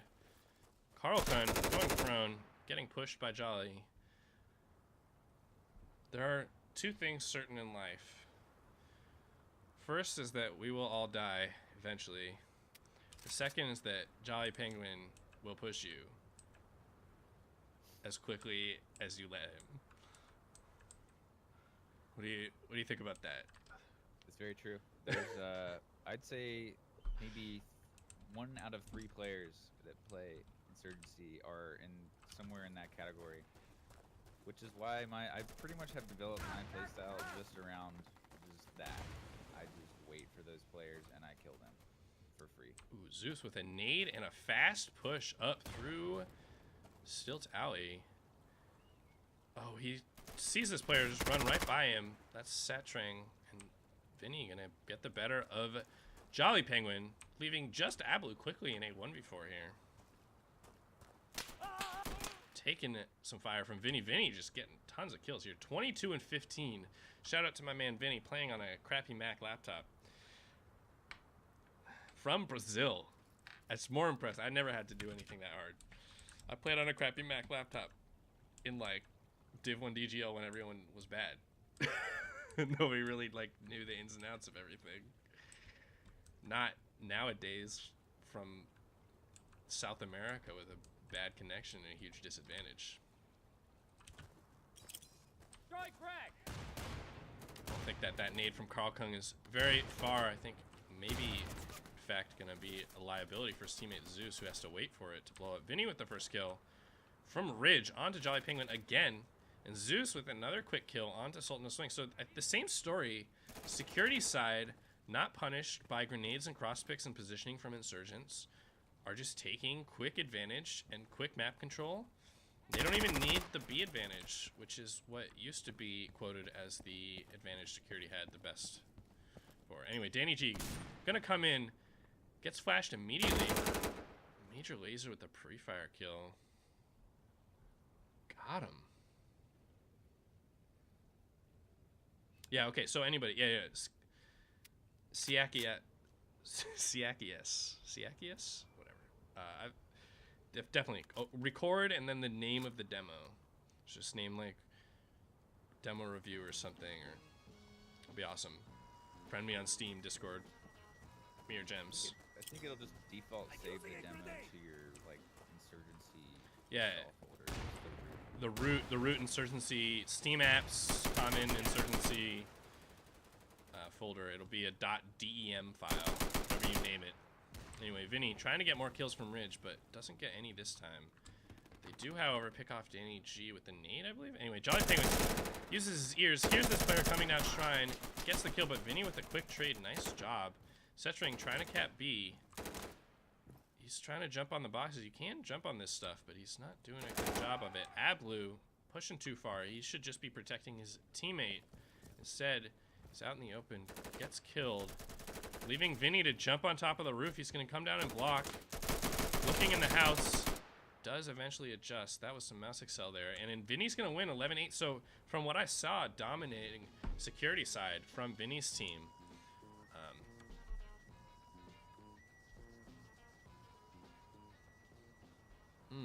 Thank you so much. A couple of follows here. We got Dark Skill with a bunch of elite speak in it. Thanks for the follow. Appreciate it. And Deddy Poo, the Brazilian. You're one of the South American guys, right? Yeah. Good to see you. Anyway, I think that's probably gonna do it. It's tricky to say who wins. In my heart, Dindo's team wins. Yeah, it's sad that all the old demos don't work anymore. Tarpon's team's gonna win. Tarpon's team beat. They're gonna have the best tiebreak. They beat two other teams that they're gonna be tied with, I think. Because Charlie wins, and they beat Bravo, and they lost to Roy's team. It's gonna be tricky, but it doesn't really matter. These are low stakes tournaments. Dindo's team really impressed. Tarpon getting Nate to sub. Nate really turned it on in the second half on security side. I'm just gonna go out and say that made Turned the difference. what on, Snail? Turned what? Did he just his rust off? He turned on the brain, the old arm skills. I'm not saying he turned on his cheats. Come on, Jebs. I was just kidding. Nate used to have his name for a while. I think he was maybe the first. Probably not, but I remember he had Nate Hacks. Yeah, so Nate Hacks .net or something. And all it did was link to his config. It was actually really nice. If you went to it, it just had like information about competitive insurgency and like using your brain, and it had his like config that you could download to get more frames and stuff. It's like play on those settings, all this stuff. I did not ever. You never? I was so curious. I went to it like a long time ago. Nice Easter egg. And he was actually on, shooting the breeze with me for the first couple of rounds here. Nice guy. I have him on my Snapchat. Okay. Everybody's sending me messages and things. I just gotta reply to my friend. I have plans to go watch a fight with him at a bar in an hour. What's that? Wait, Lunatic and Galthor, what? Oh, iconic duo? Tarpon's team wins technically, but Freemine and Blade power duo. Okay, what's your favorite duo in Insurgency duo? Gems. Grin and Wooly. Grin and Wooly. Grin and Kisses. I mean, that's Grin a and trio. Grin and Wooly go back. They go back farther. Further. Yeah. I still firmly believe that Kisses is the piece that made took Armada over the top. Yeah. Wooly's a great. Kisses join after Armada won the season. I don't remember. I don't think so. Rex and Wooly. This is definitely a Wooly and Rex. staple member.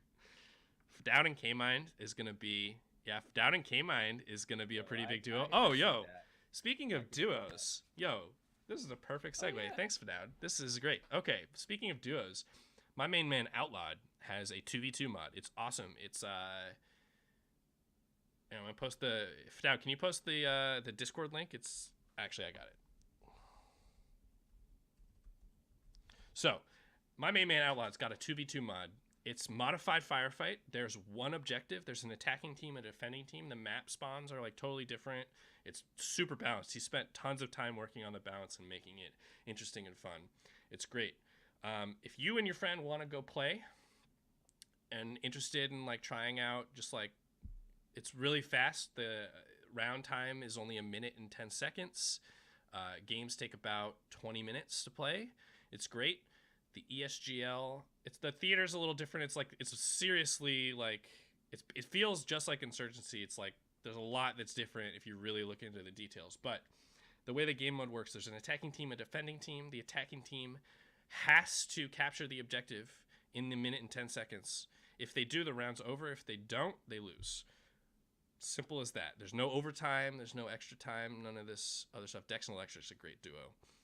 And there's going to be 2v2 tournament. I don't actually know if I'm supposed to announce it because he really wants it to be like really great players. He wants to have like this great competition, but I just want to see tons of people play. And I would just love to see people playing 2v2 because it's a lot of fun and it's cool and it's totally different. It's we can make the theater available and all sorts of other things. If you join the server, it automatically downloads to your folder. So if you go in the Discord and ask about that, I'll be sure to give you some instructions about how to get the theater and look at all the differences and everything. There's so many hours of work went into this and thought about how to change the game and all sorts of stuff. But that's the Discord. That's a different link. If you go to esgl.pro/discord, that's a way to get in on it. It's a lot of fun. 2v2 tournament, I think first weekend of January 7th or 8th. And there's going to be a show match at some point, probably the week before, like around New Year's time. My main people, Fdoud. Shout out Fdoud, good subscriber of mine. Super great. He and K-Mind are going to face off against Gems and Outlawed. Outlawed developed the mod. He's played on it far more than anyone else. And Gem's super great player got 5-0'd by K-Mind and Fdoud like a few weeks ago. Super embarrassed about it. So we're gonna have a grudge match. They're gonna have a rematch on all the maps. It'll happen. Stream I'm it. Sure, it's gonna be great. It'll eventually happen. I'll get my revenge. Don't worry. Anyway, that's a lot of fun. DGL's coming back. The DGL Discord. Actually, it's on the Reddit. There's no website like smooth address to join that, but there's a link on the Reddit if you're interested in playing on a team in a league. We're gonna try to get a ladder going for people who are maybe don't want to commit to a league but are interested in playing some like real team matches. We got the gym for pickup games. We got South American. We got so much stuff happening right now. It's surprising revival renaissance of Insurgency.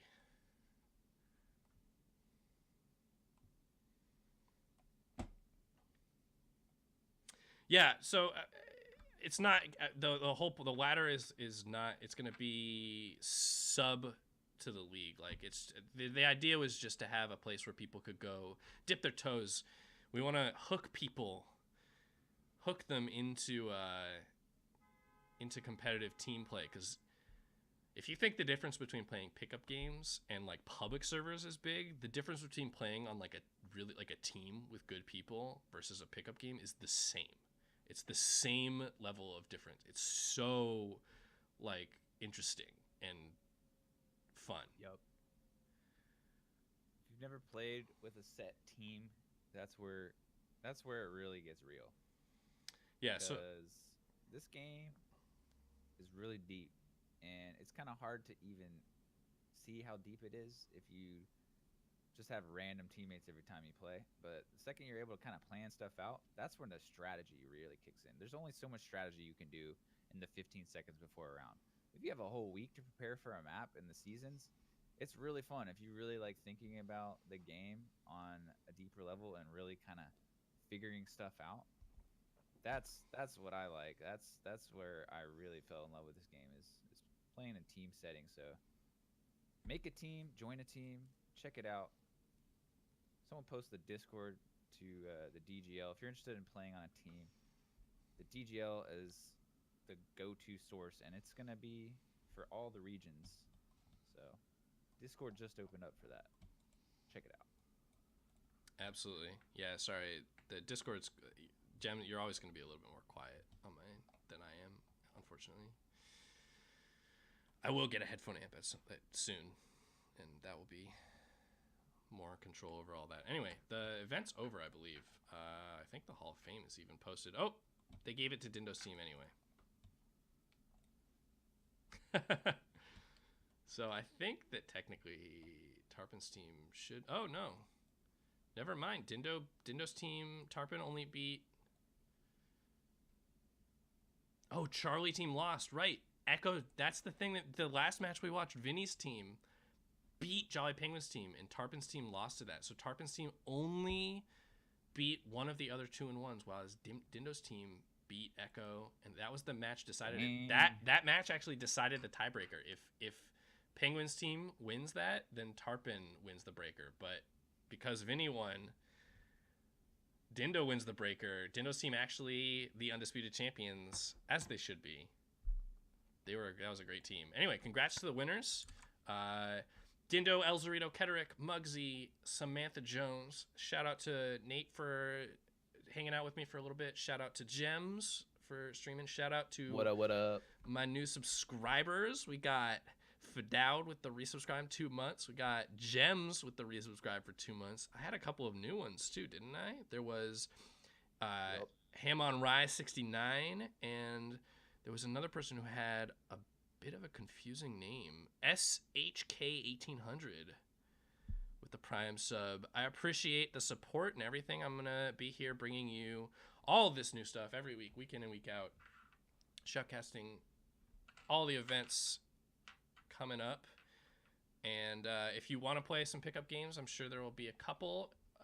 There's still a ton of people, 20 people still just in the Discord wanting to keep playing, so we're just gonna have events probably for a little while.